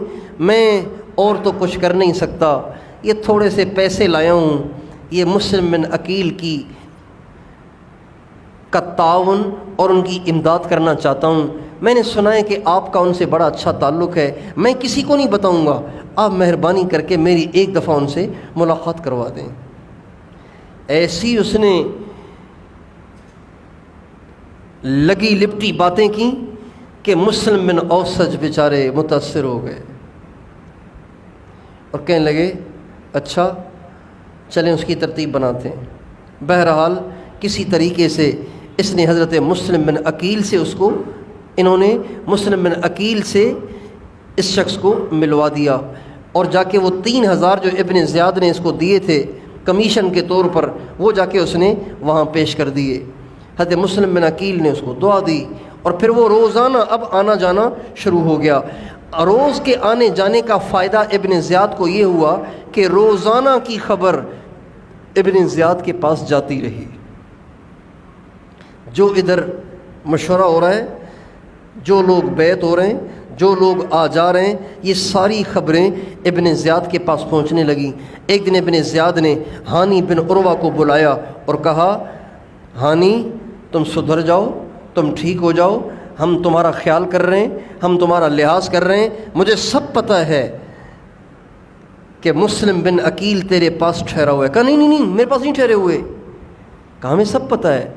ये कहते ही वो जो शख्स 3,000 दिरहम लेकर हज़रत मुस्लिम बिन अकील के पास गया था उसको सामने कर दिया। जो ही वो शख्स सामने आया तो हानी बिन उर्वा तो कुछ कह ही न सके, कहने लगे तुम ठीक हो जाओ, मुस्लिम बिन अकील को मेरे हवाले करो।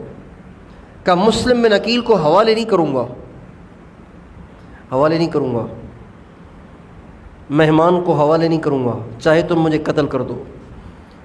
उनका देखो मैं तुम्हें कत्ल कर दूँगा। हानी बिन उर्वा कहने लगे मुझे कत्ल करना इतना आसान नहीं है, अगर तूने मेरे ऊपर हाथ उठाया तो तेरा ये महल कूफा के नौजवान घेर लेंगे, कूफा की तलवारें घेर लेंगी और तुम्हारे लिए जान बचाना मुश्किल हो जाएगा। जब ये कहा तो वो थोड़ा सा घबराया, इब्न ज़ियाद थोड़ा सा घबराया। मुस्लिम बिन अकील को जब पता चला कि बात लीक हो गई है, मुखबरी हो गई है, हमसे धोखा हुआ है, तो वो वहाँ से निकल कर कहीं और पनाह लेने के लिए जगह ढूंढने लगे। لیکن جو لوگ آنا جانا رکھتے تھے وہ سب تو چھوڑ چھاڑ کے حضرت مسلم بن عقیل کو تنہا کر گئے۔ حضرت مسلم بن عقیل اب تنہا کوفہ کی گلیوں میں گھوم رہے تھے کہ کوئی مجھے اپنے گھر میں پناہ دے دے، اور یوں گھومتے گھومتے جب تھک گئے تو ایک دروازے پہ آ کے سر پہ ہاتھ دھر کے بیٹھ گئے۔ وہ دروازہ ایک بڑھیا عورت جس کا نام توعا تھا، وہ اس کا تھا، وہاں کے بیٹھ گئے۔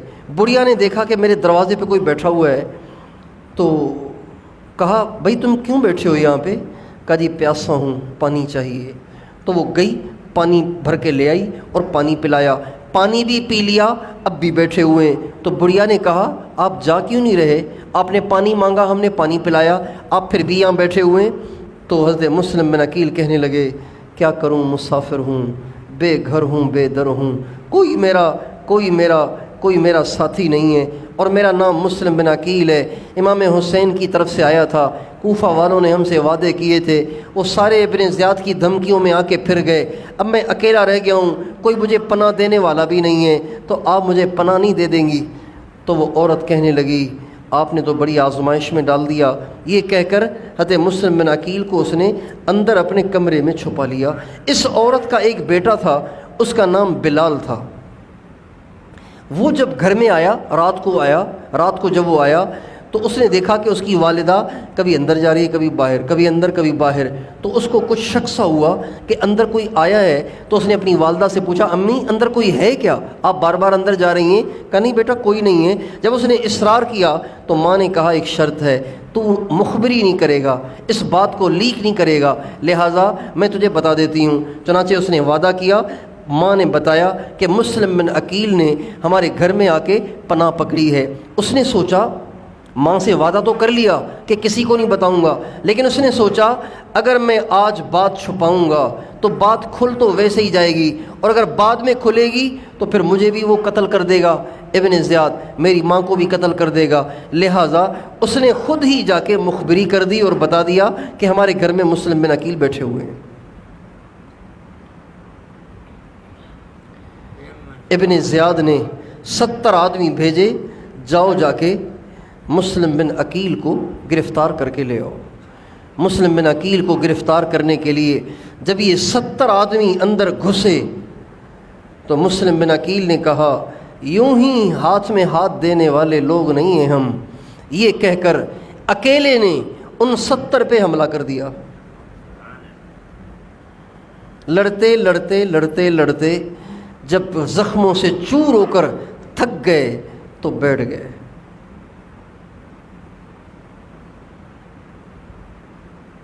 تو وہ جو گرفتار کرنے آئے تھے انہوں نے کہا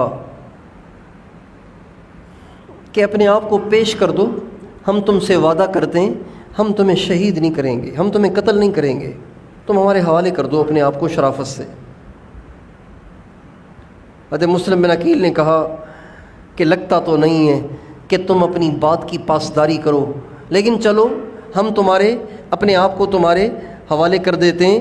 یہ کہہ کر جب اپنے آپ کو ان کے حوالے کیا تو انہوں نے حضرت مسلم بن عقیل سے تلوار ہی لے لی، تو فرمانے لگے یہ تمہاری پہلی بدعہدی ہے، تلوار کیوں لے رہے ہو بھائی تم؟ تلوار لے لی۔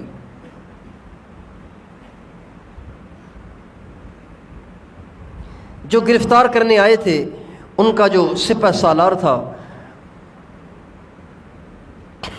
اس نے دیکھا کہ حضرت مسلم بن عقیل رو رہے ہیں، تو اس نے کہا تم نے حرکت بھی تو ایسی کی ہے نا، اب روتے کیوں ہو؟ یزید امیر المومنین ہے اور تو آیا ہے ان سے مقابلہ کرنے کے لیے یہاں؟ تو مسلم بن عقیل نے کہا اپنے آپ پہ نہیں رو رہا ہوں، اپنے آپ پہ نہیں رو رہا ہوں۔ کہا کس پہ رو رہے ہو؟ کہا رو اس بات پہ رہا ہوں کہ امام حسین سارے اہل بیت کو لے کر کوفہ کی طرف آ رہے ہیں، میں نے ان کو خط بھی بھیج دیا ہے کہ سارا کوفہ ہمارے ساتھ ہے، مجھے ڈر لگ رہا ہے کہ مجھے تو شہید کر ہی دیا جائے گا، لیکن امام حسین اپنے سارے اہل بیت کو لے کر یہاں آ گئے تو ان کا کیا ہوگا، ان کا کیا ہوگا، اس بات پہ رو رہا ہوں۔ چنانچہ ان کو ابن زیاد کے سامنے لے جایا گیا۔ ابن زیاد نے ان کو شہید کرنے کا حکم دے دیا، اور ہانی بن عروہ جن کے گھر پہلے رہتے تھے اس کو بھی شہید کرنے کا حکم دیا، حضرت مسلم بن عقیل کو بھی شہید کرنے کا حکم دیا۔ جب مسلم بن عقیل کو شہید کرنے کا حکم دیا تو اس سے پوچھا کوئی وصیت ہے؟ کہاں وصیت ہے، 2 باتوں کی وصیت کرتا ہوں۔ ابن زیاد سے کہا 2 باتوں کی وصیت کرتا ہوں۔ ابن زیاد نے عمر ابن سعد سے کہا تم معلوم کر لو یہ کون سی 2 باتیں کہہ رہا ہے۔ تو عمر ابن سعد گھبرانے لگے، پتہ نہیں کیا کہے گا، پتہ نہیں مجھ سے نبھایا بھی جائے گا نہیں نبھایا جائے گا۔ تو ابن زیاد نے کہا تم سن لو اللہ خیر کرے گا۔ چنانچہ وہ سننے گئے تو سنا تو وہ کہنے لگے ایک وصیت تو یہ ہے کہ میرے اوپر 700 درہم قرضہ ہے، تم مجھے بے شک شہید کر دو لیکن میرا قرضہ ادا کر دینا۔ آپ اندازہ تو لگائیے کہ اہل حق کس ذہن کے لوگ ہوتے ہیں، کس مزاج کے لوگ ہوتے ہیں۔ ان کے سامنے کیا ہوتا ہے؟ ان کے سامنے دنیا نہیں ہوتی، ان کے سامنے اپنی جان نہیں ہوتی، ان کے سامنے دنیا کی عزت اور شہرت نہیں ہوتی، ان کے سامنے ہر بات میں اللہ اور اس کے رسول کا حکم ہوتا ہے اور آخرت ہوتی ہے۔ فرمانے لگے شہید کر دو لیکن 700 درہم قرضہ ہے وہ ذمے لے لو، ادا کر دو۔ اس لیے کہ ہمارے نبی کا ارشاد ہے کہ شہید کے ہر گناہ کو اللہ بخش دیتا ہے لیکن اس کا قرضہ نہیں بخشتا۔ شہید کے ہر گناہ کو اللہ بخش دیتا ہے لیکن قرضہ نہیں بخشتا۔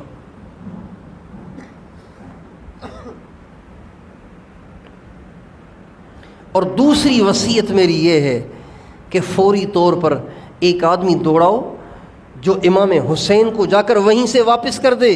کہیں امام حسین سارے اہل بیت کو لے کر یہاں آ گئے تو کیا ہوگا؟ یہ دونوں وصیتیں بتائی گئیں اور انہوں نے دونوں وصیتیں اپنے ذمے لیں، اور ایک شخص انہوں نے مقرر کیا جو جا کے امام حسین کو ساری کارگزاری سنائے، اور 700 درہم اپنے ذمے لیے گئے۔ حضرت مسلم بن عقیل کو اوپر لے جایا گیا، وہاں سے ان کی گردن مبارک کاٹ کے نیچے پھینک دی گئی۔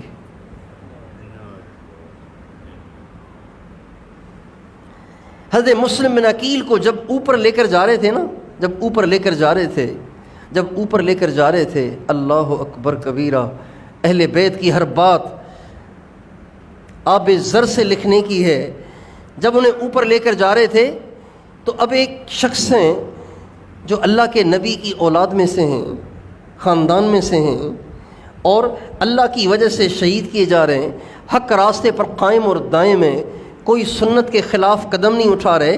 لیکن جب ان کو اوپر لے کر جایا جا رہا تھا تو کتابوں میں لکھا ہے اوپر چڑھتے ہوئے اللہ سے اپنے گناہوں کی معافی مانگتے رہے، یا اللہ گناہ گار ہوں معاف کر دے، تیرے پاس حاضری کا وقت قریب ہے، اے اللہ تیرے پاس آ رہا ہوں، پچھلی خطائیں معاف کر دے۔ اس سے ہم اور آپ کو یہ سبق سیکھنا چاہیے کہ اتنے سارے گناہوں کو گردن پہ لیے ہوئے ہم کتنے بے فکر ہیں۔ ہمیں اس کی ٹینشن رہتی ہے کہ میں اتنے سارے گناہ کیے ہوئے ہوں، میں بھی اللہ سے اپنے گناہوں کو بخشواؤں۔ کوئی زندگی پہ بھروسہ ہے؟ کتنے لوگ ہیں اچانک ہارٹ اٹیک ہو جاتا ہے، جوانی میں ہی چلے جاتے ہیں۔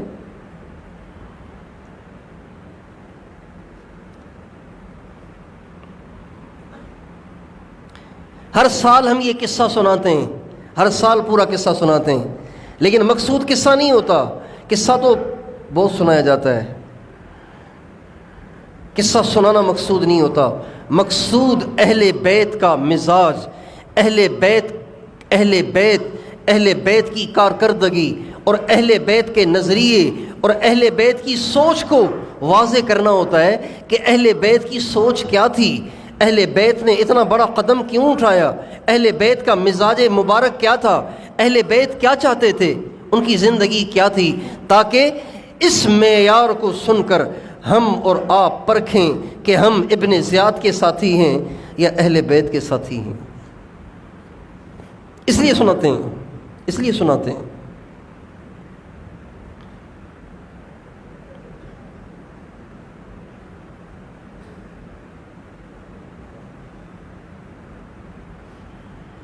ببیں تفاوت رہ از کجا استتاب کجا. آپ دیکھیں تو صحیح ہماری زندگیوں میں اور ان کی زندگیوں میں کتنا بڑا فرق ہے، کتنا بڑا فرق ہے.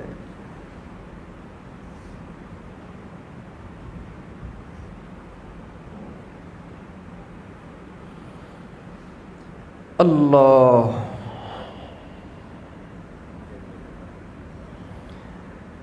شہید کرنے کے لیے لے جائے جا رہے ہیں اور اللہ سے گناہوں کی معافی مانگ رہے ہیں. بھائی کون سا گناہ کیا ہے مسلم بن عقیل نے؟ اللہ سے گناہوں کی معافی مانگتے چلے جا رہے ہیں، یہاں تک کہ اوپر پہنچے اور اوپر پہنچتے ہی تلوار کی ایک ضرب سے ان کی گردن مبارک کو کاٹ دیا گیا اور اسے نیچے پھینک دیا گیا. ادھر امام حسین کو خبر بھی پہنچا دی گئی. جب امام حسین کو یہ خبر پہنچائی گئی تو امام حسین کے تو پاؤں تلے زمین نکل گئی کہ یہ کیا ہو گیا.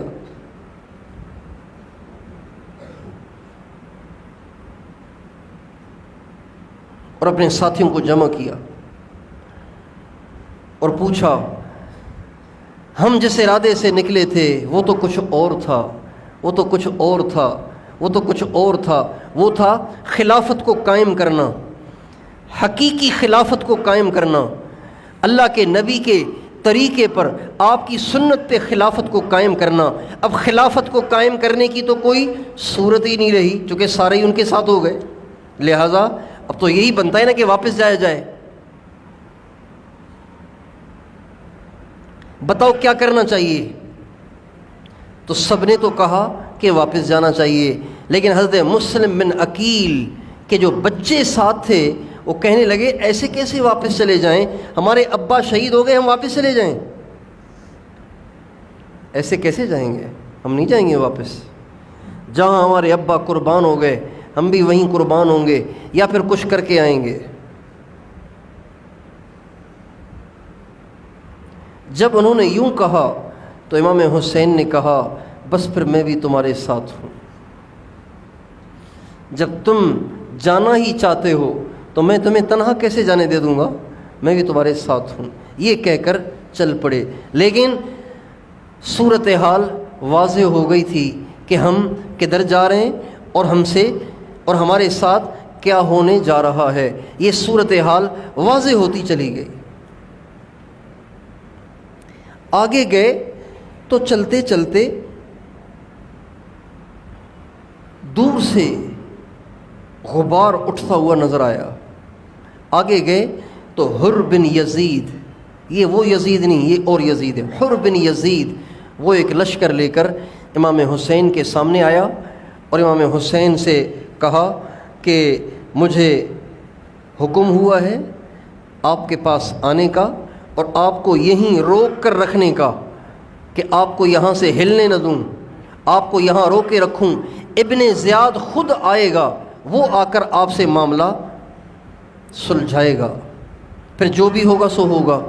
لیکن بہرحال مجھے یہ حکم ہے کہ میں آپ کو کہیں اور جانے نہ دوں، یہیں آپ کو گھیرے میں رکھوں. امام حسین نے اس کو نصیحت کی، اس کو سمجھایا، لیکن اس کی سمجھ میں نہیں آئی. امام حسین جب سمجھاتے رہے تو سمجھاتے سمجھاتے نماز کا وقت ہو گیا. امام حسین نے اذان دلوائی، اذان ہوئی. جب نماز کے لیے کھڑے ہونے لگے تو حر بن یزید سے پوچھا آپ لوگوں کا کیا پروگرام ہے؟ کہا جی نماز تو آپ کے پیچھے پڑھیں گے نا، نماز تو آپ کے پیچھے پڑھیں گے، آپ کے ہوتے ہوئے کسی اور کے پیچھے تھوڑی نماز پڑھیں گے، نماز تو آپ کے پیچھے پڑھیں گے. چنانچہ امام حسین نے امامت کرائی. ان کے اپنے ساتھی اور وہ جو حر بن یزید کا لشکر غالباً 1000 آدمی تھے وہ بھی ان کے پیچھے کھڑے ہوئے اور نماز پڑھی اور پھر وہیں ٹھہر گئے. امام حسین نے کئی دفعہ اس کی کوشش کی کہ امام حسین آگے پیچھے اپنے ساتھیوں کو لے کر نکل جائیں، لیکن حر بن یزید آپ کو ہلنے نہیں دیتا تھا. جب اس نے بہت زیادہ امام حسین کو گھیرے میں لیا اور امام حسین کے راستے ہی بند کر دیے تو امام حسین نے غصے میں آ کے اسے کہا تیری ماں تجھے روئے تو مجھ سے کیا چاہتا ہے؟ تو حر بن یزید نے کہا اور کوئی میری ماں کا نام لے لیتا تو میں بھی اس کی ماں کا نام لے لیتا، لیکن آپ کی ماں تو وہ خاتون ہیں کہ جن کا نام عزت کے سوا لیا ہی نہیں جا سکتا، لہٰذا میں آپ کی اس بات پہ صبر کر لیتا ہوں۔ مگر اس نے راستہ نہیں دیا۔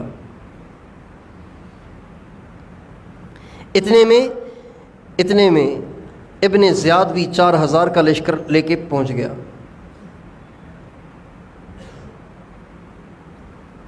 اور ابن زیاد کا مطالبہ یہ تھا کہ آپ میرے ہاتھ پر بیعت کریں، میرے توسط سے یزید کے ہاتھ پہ بیعت کریں یہیں پر، یہ اس کا مطالبہ تھا۔ امام حسین نے کئی دفعہ اس کو سمجھایا اور کئی دفعہ ابن زیاد کے ساتھیوں کے سامنے کھڑے ہو کر بیان فرمایا اور ان کو حقیقت حال سے آگاہ کیا اور فرمایا دیکھو میں خود نہیں آیا، 150 خطوط نکال کے دکھائے، یہ خطوط مجھے انہوں نے بھیجیں جو تمہارے ساتھ آئے ہیں،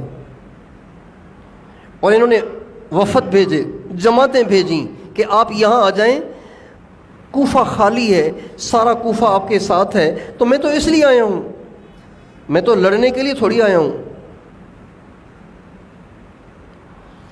تو ابن زیاد کہنے لگے ہم نہیں جانتے کون سے خطوط اور کون سے وفود اور جماعتیں، ہم نہیں جانتے، بہرحال بس ایک ہی صورت ہے کہ آپ یزید کے ہاتھ پہ بیعت کریں، یزید کو امیر تسلیم کریں، یزید جیسا بھی ہے آپ اس کو امیر تسلیم کریں اور میرے توسط سے اس کے ہاتھ پہ بیعت کریں۔ حضرت امام حسین اس موقع پہ فرمانے لگے اس یزید کے ہاتھ پہ تیرے توسط سے بیعت کرنے سے تو مر جانا ہی بہتر ہے، جان دے دینا ہی بہتر ہے۔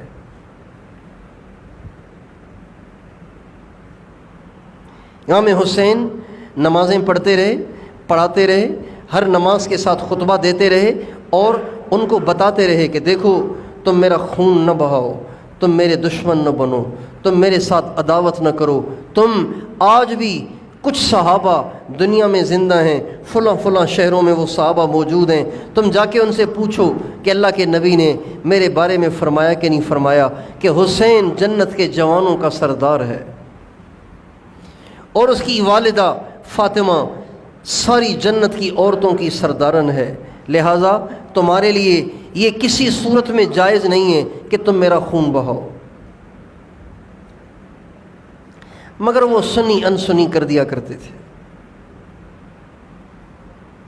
لیکن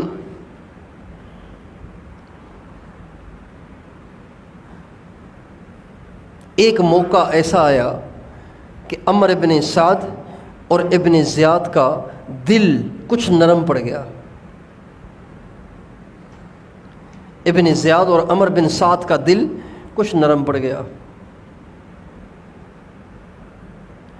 عمر ابن سعد کا دل، ابن زیاد کا نہیں، عمر ابن سعد کا دل نرم پڑ گیا۔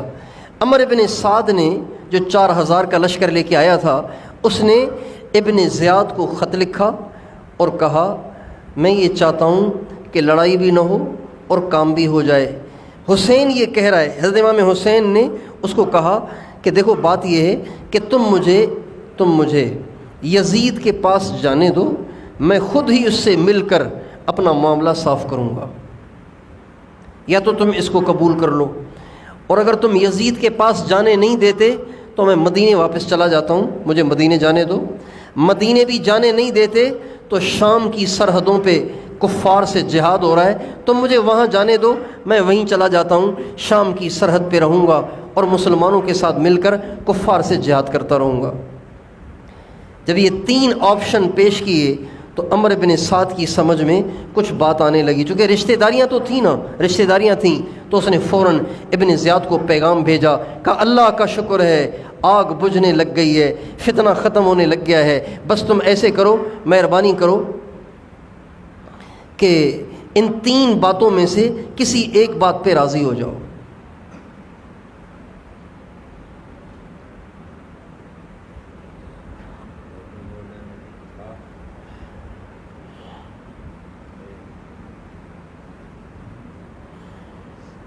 اس کے جی میں بھی یہی بات آ گئی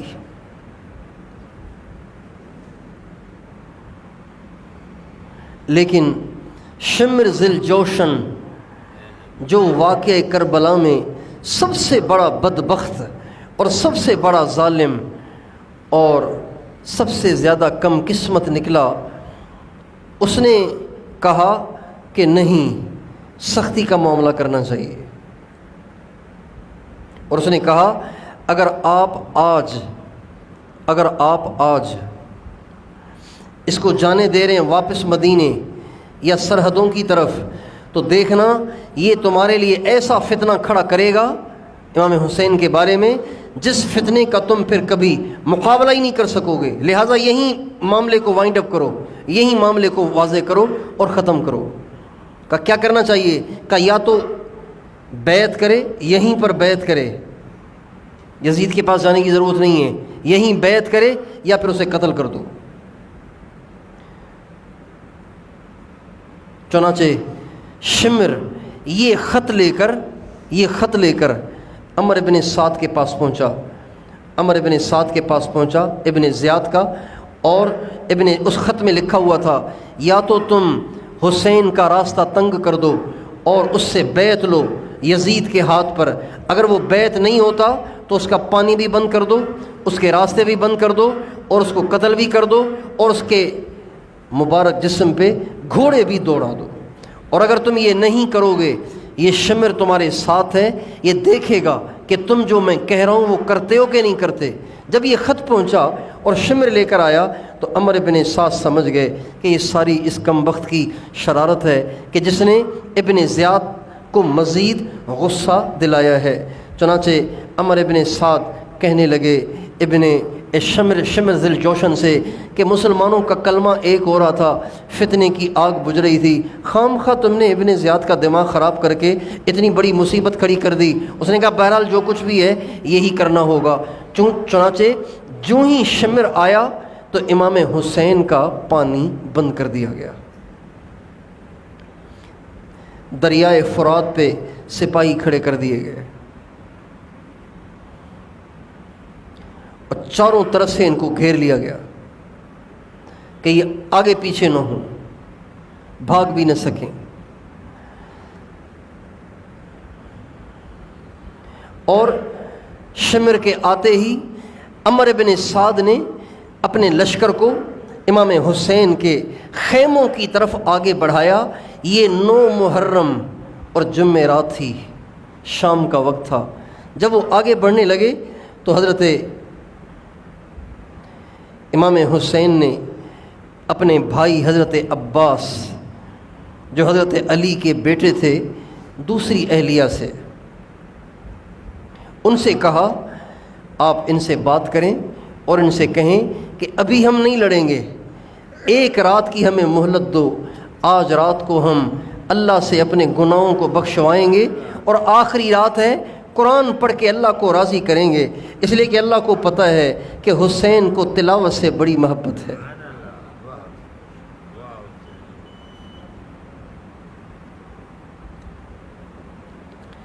چنانچہ حضرت عباس نے عمر بن سعد کے لشکر سے بات کی اور کہا ایک رات کی ہمیں مہلت دی جائے، آج رات کو ہم اپنے گناہوں کو اللہ سے بخشوانا چاہتے ہیں، اپنے گناہوں کو اللہ پاک سے بخشوانا چاہتے ہیں اور قرآن پاک کی تلاوت کرنا چاہتے ہیں۔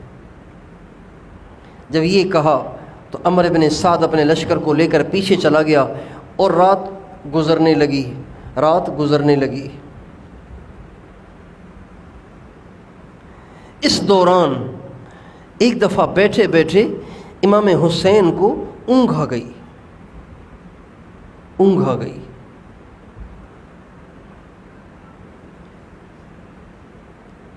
تو اس ہلکی سی نیند میں انہوں نے خواب دیکھا کہ کوئی کہنے والا کہہ رہا ہے یہ قافلہ ایسا قافلہ ہے کہ ان کی موت بھی ان کے ساتھ جا رہی ہے۔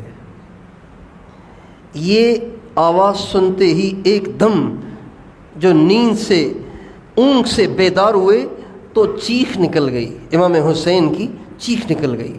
جب چیخ نکلی تو حضرت علی اکبر جو امام حسین کے بڑے بیٹے تھے، انہوں نے جب یہ چیخ سنی تو کہا ابو کیا ہوا؟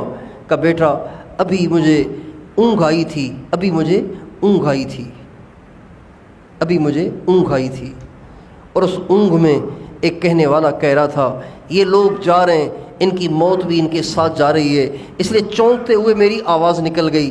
تو حضرت علی اکبر کہنے لگے ابو کیا ہم حق پہ نہیں جا رہے؟ کہ ہم جس راستے پہ چلے ہیں یہ راستہ حق کا راستہ نہیں ہے؟ کہا بیٹا راستہ تو حق کا ہے۔ کہا ابو پھر آپ گھبراتے کیوں ہیں؟ حق راستے میں جان دینی پڑ بھی گئی تو ہم جان بھی دے دیں گے۔ امام حسین کہنے لگے بیٹا آج تو نے بیٹا ہونے کا حق ادا کر کے میرے حوصلے کو بہت بلند کر دیا۔ آخری رات ہے، جمعے کی رات ہے، اور دشمنوں سے مہلت لے لی گئی ہے۔ جب رات کا اندھیرا ہر طرف چھانے لگا تو امام حسین نے اپنے ساتھیوں کو جمع کیا اور کہا دیکھو ہم آئے کسی اور ارادے سے تھے، حالات کچھ اور ہی بنتے چلے گئے، اب بظاہر اس کے سوا کوئی صورت نہیں ہے کہ ہم سب کے سب یا تو قربان ہو جائیں، لیکن میری رائے یہ ہے کہ یہ دشمن تمہارے خون کا پیاسا نہیں ہے، یہ میرے خون کا پیاسا ہے، یہ صرف مجھے چاہتا ہے، میں یہیں بیٹھا ہوں۔ میری تمہیں رائے یہ ہے کہ رات کا اندھیرا ہے، سارے سوئے ہوئے ہیں، تم سارے کے سارے آگے پیچھے چلے جاؤ، میرے بھی اہل بیت کو لے کر تم آگے پیچھے غائب ہو جاؤ تاکہ دشمن کو صرف میں ملوں اور تمہارا تو نقصان نہ ہو۔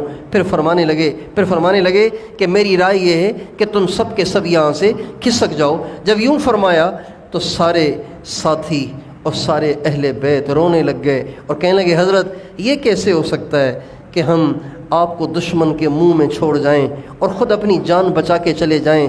جہاں آپ قربان ہوں گے وہاں آپ سے پہلے ہم سب کے سب قربان ہوں گے۔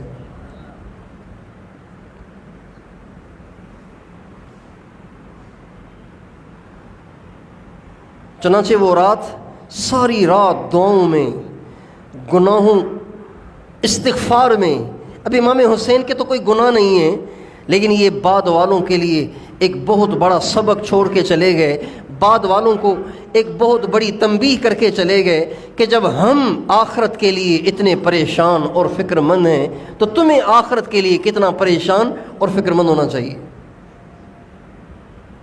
ساری رات قرآن پڑھتے رہے، دعائیں کرتے رہے، استغفار کرتے رہے۔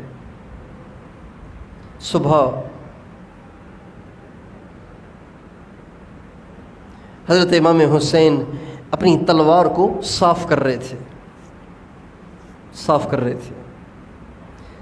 کرتے کرتے اونگ آ گئی۔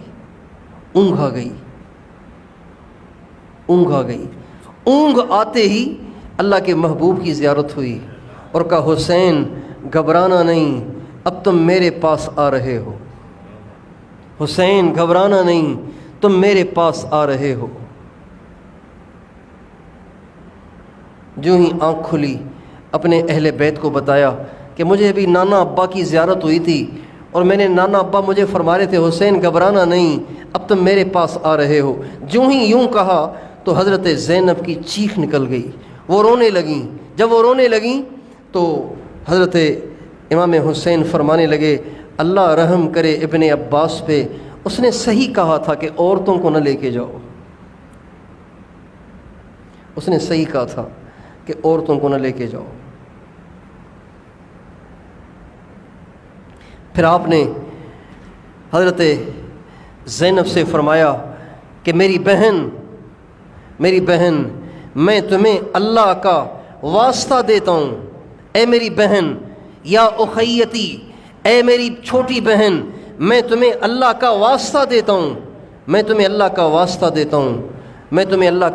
دیتا ہوں، اگر میں شہید ہو جاؤں تو تم ماتم نہ کرنا، اپنے چہرے کو نہ پیٹنا، اپنے بال نہ نوچنا، اپنے چہرے پہ تماچے نہ مارنا، شور نہ مچانا، صبر کرنا، اس لیے کہ میرا باپ مجھ سے بہتر تھا، وہ شہید ہوا، میرا بھائی مجھ سے بہتر تھا، وہ شہید ہوا، اگر میں بھی شہید ہو گیا تو کوئی نقصان کی بات نہیں ہے، اس لیے کہ میں بھی اپنے نانا سے جا ملوں گا اور اپنی امی سے، اپنے ابو سے جا ملوں گا، اس لیے تم بجائے واویلا کرنے کے صبر کرنا، برداشت کرنا۔ یہ امام حسین کی وصیت تھی اپنی بہن حضرت زینب کو. اور یہ صرف ہمارے علماء کی کتابوں میں نہیں ہے، ساری کتابوں میں لکھا ہوا ہے. امام حسین کی یہ وصیت تمام مکاتب فکر کی کتابوں میں لکھی ہوئی ہے کہ امام حسین نے اپنی بہن کو دنیا سے جاتے جاتے آخری اوقات میں کیا وصیت فرمائی تھی. میری بہن، اپنے چہرے کو نہ نوچنا، اپنے چہرے کو نہ پیٹنا، اپنے سینے کو نہ پیٹنا، اپنے بالوں کو نہ نوچنا، صبر کرنا، صبر کرنا.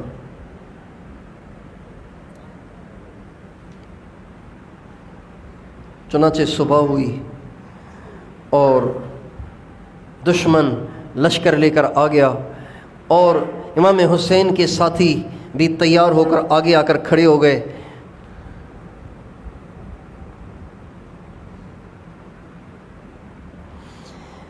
جب آمنا سامنا ہو گیا اور یہ آخری وقت ہے تو امام حسین نے اتمام حجت کے لیے ایک دفعہ کھڑے ہو کے اور فرمایا، لوگو میرے خون کے پیاسے نہ بنو، میرے خون کے پیاسے نہ بنو، مجھ پہ تلوار چلانا تمہارے لیے کسی صورت جائز نہیں ہے، تمہارے لیے کسی صورت جائز نہیں ہے. اور میں اللہ کے نبی کی سب سے پیاری بیٹی فاطمہ کا بیٹا ہوں، اور اللہ کے نبی نے میرے لیے کیا کیا باتیں فرمائی ہیں یہ تم موجود دنیا میں پھیلے ہوئے صحابہ سے جا کے پوچھ سکتے ہو کہ اللہ کے نبی نے مجھے جنت کا ایک جنتی انسان کہا ہے اور جنت کے جوانوں کا سردار کہا ہے، لہٰذا تم میرا راستہ چھوڑ دو، میں واپس مدینے چلا جاتا ہوں، اور میں خود نہیں آیا، میں تو تمہارا بلایا ہوا ہوں. مگر ان کو تو جنون تھا امام حسین کو شہید کرنے کا، اور اصل میں پریشر شمر کی طرف سے تھا، وہی جلدی مچا رہا تھا کہ جلدی کرو حملہ کرو، جلدی کرو حملہ کرو، جلدی کرو حملہ کرو. چنانچہ آخر انہوں نے حملہ کر ہی دیا، اور امام حسین کے جو ساتھی تھے ایک ایک ہو کر آگے بڑھے. مسلم بن اوسج، حبیب بن مطہر آگے بڑھے، لڑتے لڑتے شہید ہوئے. حبیب بن مطہر جب گرے، شہید ہو کر گرے، تو گرتے گرتے انہوں نے امام حسین کو ہاتھ مارا اور کہا، اقبل ہدیت ہادیا مہدیا الیوم تلقا جدک النبیا. اے حسین گھبرانا نہیں، آگے بڑھتے چلے جانا، اس لیے کہ اگر تو آج قربان ہوا تو آج تیرے نانا سے ملاقات ہو جائے گی.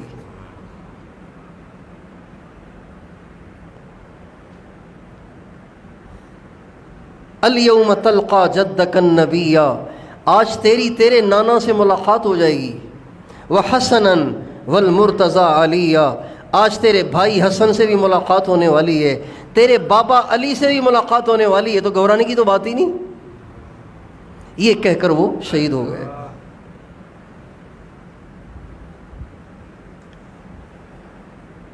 مسلم بن اوسج کہنے لگے، حضرت اگر میری 1000 جانیں ہوتیں تو خدا کی قسم میں اپنی 1000 کی 1000 جانیں آپ کے قدموں پہ نچھاور کر دیتا اور آپ کو بچا لیتا، لیکن ہائے افسوس کہ آج میرے پاس صرف ایک ہی جان ہے. یہ کہہ کر وہ بھی قربان ہو گئے. اور پھر یوں قربان ہوتے ہوتے جو ہی سورج مغرب کی طرف ڈھلنے لگا اور ظہر کی نماز کا ٹائم داخل ہوا، اور امام حسین کو اس کا خیال ہوا کہ ظہر کا وقت ہو چکا ہے اور اب معاملہ بہت خطرناک ہوتا چلا جا رہا ہے، تو امام حسین نے اپنے ساتھی سے کہا کہ اعلان کرو کہ جنگ کو روکا جائے، ہم نماز پڑھنا چاہتے ہیں. جب انہوں نے اعلان کیا تو شمر کم بخت کہنے لگا کہ جو امیر المومنین کے باغی ہیں ان کی تو نمازیں قبول ہی نہیں ہیں، نمازیں پڑھ کے کیا کرو گے؟ تو امام حسین فرمانے لگے، اگر آج اہل بیت کی اللہ نمازیں قبول نہیں کرے گا تو پھر کس کی کرے گا؟ یہ کہہ کر انہوں نے اپنے ساتھیوں کو لیا اور ساری دنیا کو ایک پیغام دیا کہ نماز اتنی اہم ہے کہ میدان کربلا میں بھی نماز چھوڑنے کی گنجائش نہیں ہے، لہٰذا ان کے سارے ساتھیوں نے نماز پڑھی، شمر نے نہیں پڑھی، شمر نے نہیں پڑھی، اور اس کے ساتھیوں نے بھی نہیں پڑھی۔ امام حسین نے اور ان کے سارے جو ساتھی باقی رہ گئے تھے ان سب نے نماز پڑھی، ظہر کی نماز ادا کی، ظہر کی نماز ادا کی، اور اس کے بعد بچے کچے ساتھی بھی شہید ہوئے اور باقی اہل بیت رہ گئے، اہل بیت رہ گئے۔ تو اہل بیت میں سے بھی ایک ایک ہو کر نکلنے لگے، حضرت جعفر کے بچے، مسلم بن عقیل رضی اللہ عنہم کے بچے، پھر اس کے بعد امام حسین کے بچے بھی باہر نکلے، جن میں علی اکبر نکلے، ننھا منھا سا نوجوان، خوبصورت سا پھولوں جیسا نوجوان نکلا۔ جب وہ میدان میں نکلے تو نفیس طبیعت کے اور خوبصورت چہرے والے اور گورے چٹے چہرے والے، جب وہ میدان میں نکلے تو تھے بھی چھوٹی عمر کے۔ اکبر ان کو اس لیے کہتے تھے کہ امام حسین کے 2 بیٹوں کا نام علی تھا، امام حسین کے 2 بیٹوں کا نام علی تھا، جو عمر میں بڑے تھے وہ بھی علی، جو عمر میں چھوٹے تھے وہ بھی علی۔ دونوں میں تمیز کرنے کے لیے ایک کو اکبر کہا جاتا تھا کہ یہ علی ہے لیکن بڑے والا، یہ علی ہے لیکن چھوٹے والا، اس لیے ان کو اکبر اور اصغر کہا جاتا تھا۔ علی اکبر شہید ہو گئے، علی اصغر وہ ہیں جن کا لقب زین العابدین کے نام سے مشہور ہوا۔ وہ اتنی عبادت کرتے تھے، روزانہ 1000 رکعت نفل پڑھتے تھے، چنانچہ ان کا نام زین العابدین پڑ گیا، ان کا لقب زین العابدین پڑ گیا۔ وہ علی اصغر تھے۔ علی اکبر جب میدان میں نکلنے لگے تو خیموں سے رونے کی آوازیں آنا شروع ہو گئیں۔ امام حسین نے ان کو خاموش کرایا اور دوبارہ ان کو نصیحت کی، شور نہ مچاؤ، صبر کرو، اللہ کی رضا میں راضی رہو۔ یہ کہہ کر جب ان کے بیٹے علی اکبر میدان میں نکلے، جو ہی وہ آگے بڑھے تو ایک شخص مرہ ابن منقذ نے جب ان پہ زور سے تلوار چلائی تو ایک دم پلٹ کے حضرت علی اکبر گرے۔ جب وہ گرے تو گرتے ہی شہید ہو گئے، تڑپ تڑپ کے شہید ہو گئے۔ حضرت امام حسین ان کی لاش مبارک کی طرف بھاگے اور پھر ان کی لاش مبارک کو تڑپتا دیکھ کے فرمانے لگے، اللہ ہلاک کرے اس قوم پر، اللہ ہلاک کرے اس قوم کو جس نے تیرے جیسے پھول پہ بھی ترس نہ کھایا، اللہ ہلاک کرے اس قوم کو جس نے تیرے جیسی کی بھی رعایت نہ کی اور تیرے جیسے پہ بھی تلوار چلا دی۔ بڑے پتھر دل ہیں وہ لوگ، بڑے پتھر دل اور سنگ دل ہیں وہ لوگ۔ چنانچہ ان کی لاش مبارک کو اٹھا کے اندر لائے۔ سب سے آخر میں حضرت امام حسن کے بیٹے قاسم، جو سب سے زیادہ اس پورے لشکر میں خوبصورت تھے، جب وہ میدان میں نکلے تو کہتے ہیں ایسے لگ رہا تھا جیسے 14ویں کا چاند آسمان سے نیچے اترا ہو، 14ویں کا چاند آسمان سے نیچے اتر آیا ہو۔ جس طرف کو رخ کرتے تھے لوگ بھاگ جاتے تھے۔ آخر ایک شخص نے آگے بڑھ کر ان کے مونڈھے پہ حملہ کیا، وہ بھی پلٹ کے گرے، لیکن گرتے گرتے انہوں نے زور سے کہا، یا اماں، ہائے چچا۔ جب یہ آواز امام حسین کے کان میں پڑی تو بھاگے ہوئے گئے اور آ کے اپنے بھتیجے کے اوپر گر گئے اور فرمانے لگے کہ اے میرے بھتیجے، آج تیرا چچا تیری مدد نہیں کر سکتا، اس لیے کہ تیرا چچا آج بڑا کمزور ہے، قل ناصرہ وکثر واترہ، آج تیرے چچا کے مددگار بہت تھوڑے رہ گئے اور اس کے دشمن بہت زیادہ ہو گئے۔ یہ کہہ کر اپنے بھتیجے کی لاش کو بھی اٹھایا اور آ کے اپنے خیموں میں لٹایا۔ اب ساتھی بھی شہید ہو گئے، اہل بیت بھی شہید ہو گئے، اب اکیلے امام حسین باقی رہ گئے، اکیلے امام حسین باقی رہ گئے۔ چنانچہ خود بھی زخموں سے چور ہو گئے تھے۔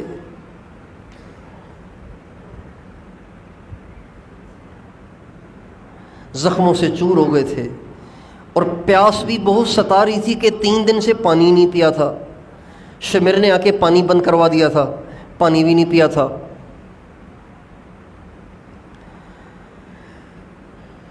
اپنے خیمے میں داخل ہوئے، وہ جو جنگ کی ٹوپی ہوتی ہے نا لوہے کی، اس کو اتارا اور اپنے سر پہ پگڑی باندھی۔ پگڑی باندھ کے میدان کی طرف جب نکلنے لگے تو پیاس کی وجہ سے بالکل قدم اٹھ نہیں رہے تھے، نڈھال ہو رہے تھے۔ تو سوچا کہ چند گھونٹ پانی پی لوں پھر میدان کی طرف چلا جاؤں۔ چنانچہ دریائے فرات کی طرف بڑھے پانی پینے کے لیے۔ راستے میں کچھ لوگوں نے ان کا راستہ روکنا چاہا، لیکن امام حسین نے بڑی دلیری سے ان سب کو تلوار سے بھگایا اور پانی تک پہنچی گئے۔ جب دریا سے پانی کا چلو بھر کر منہ کی طرف لے گئے تو ایک شخص نے دور سے امام حسین کے گلے کا نشانہ بنا کے ایک تیر پھینکا جو ادھر گلے میں آ کے لگا، اور وہ چلو جو پہلے پانی سے بھرا ہوا تھا اب وہ خون سے بھر گیا، اور امام حسین وہ پانی نہ پی سکے اور آسمان کی طرف دیکھ کے کہنے لگے، اے اللہ میں تیری رضا پہ راضی ہوں، لیکن اللہم احصہم عددا وقتلہم بددا، اے اللہ ان میں سے ایک ایک کو دیکھ، ان میں سے ایک ایک کو گن، اور ان میں سے ایک ایک کو ہلاک کر، ولا تذر منہم احدا، کسی ایک کو نہ چھوڑنا، سب سے بدلے لینا۔ اللہم احصہم عددا وقتلہم بددا ولا تذر منہم احدا، یہ بد دعا دے کر بغیر پانی پیے ہی تلوار کو لے کر میدان میں گھسے۔ اب جس طرف کا رخ کریں تو وہ بھاگ جائیں، اس لیے کہ ساری دنیا سمجھتی ہے کہ جنت کے جوانوں کے سردار امام حسین ہے، ان پہ تلوار چلانے والا قیامت کے دن حضور کا سامنا کر سکتا ہے؟ لہٰذا ہر ایک پیچھے کو ہٹتا تھا، ہر ایک پیچھے کو ہٹتا تھا۔ شمر اس موقع پہ ہر ایک کو ملامت کر رہا تھا، سب کو ڈانٹ رہا تھا، کیوں پیچھے ہٹ رہے ہو، آگے کیوں نہیں بڑھتے ہو، حملہ کیوں نہیں کرتے ہو؟ یہ بار بار کی ترغیب سن کر ایک شخص نے ہمت کی اور آگے بڑھ کر امام حسین پہ جو وار کیا تو ایک دم امام حسین گر گئے۔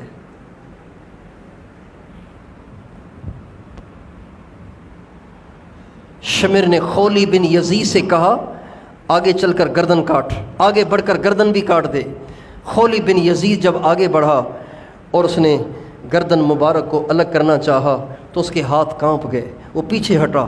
سنان بن انس ایک اور شخص ہے، اس کو اتنی ہمت ہو گئی کہ وہ آگے بڑھا اور امام حسین کے سر مبارک کو بھی تن سے جدا کر دیا۔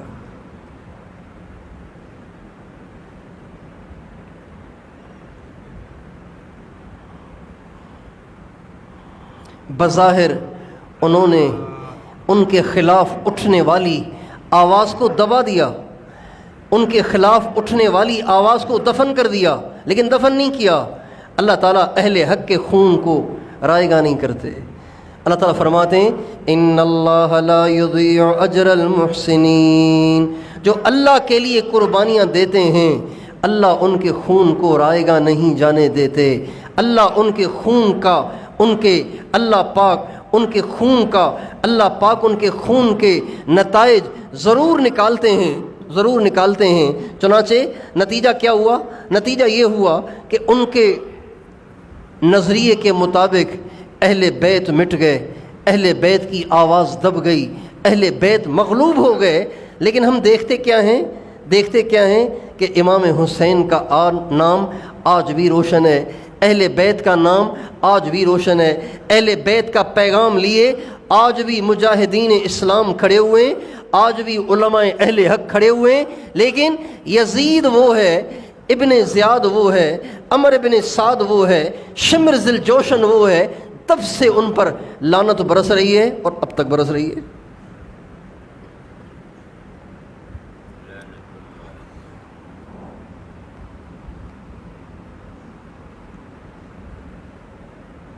وہ لوگ بڑے خوش قسمت ہوتے ہیں جن کو اللہ تعالیٰ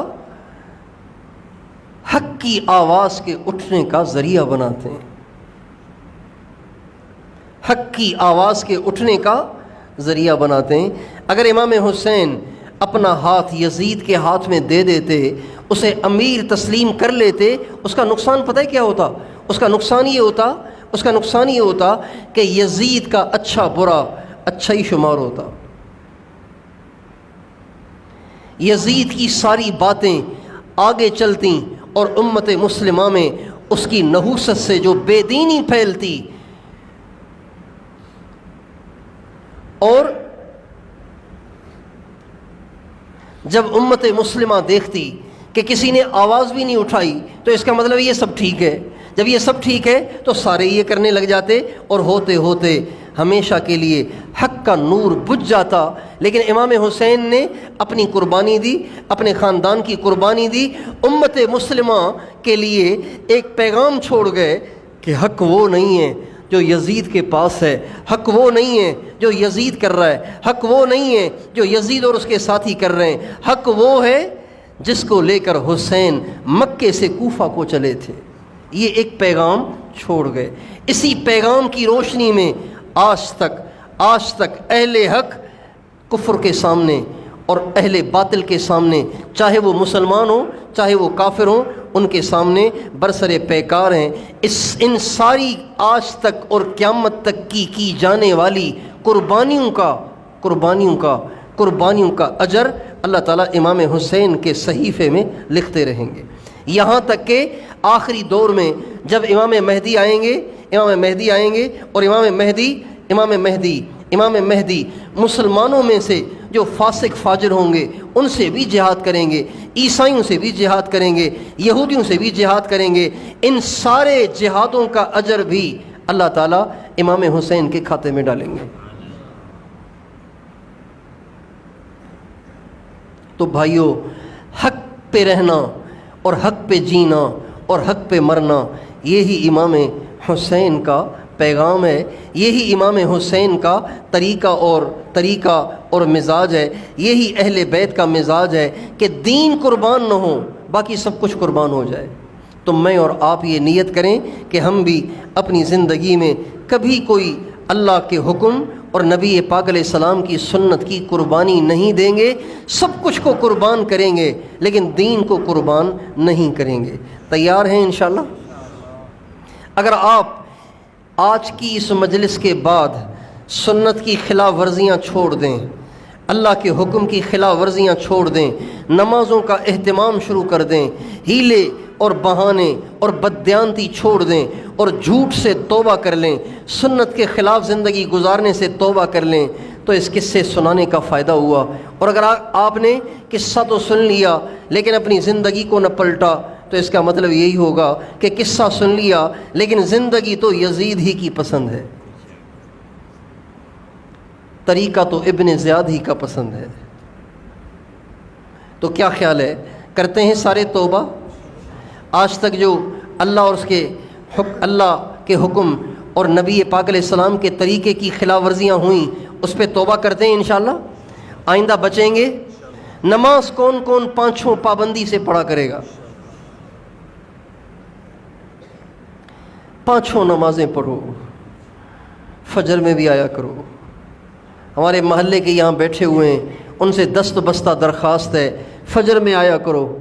مغرب میں صحن بھر جاتا ہے، فجر میں ایک صف مشکل سے بن پاتی ہے۔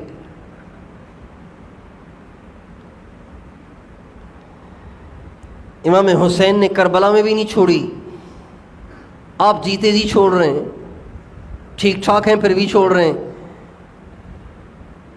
نمازیں پابندی سے پڑھیں، جھوٹ سے بچیں، بددیانتی سے بچیں، اور اللہ سے یہ ضرور دعا کیا کریں، اے اللہ حق پہ قائم رکھ، حق پہ زندگی گزارنے کی توفیق عطا فرما، اور حق ہی کے ساتھ دنیا سے ہمیں جانے کی توفیق عطا فرما۔ تیار ہیں انشاءاللہ؟ اللہ تعالی ہم سب کو توفیق عطا فرمائے۔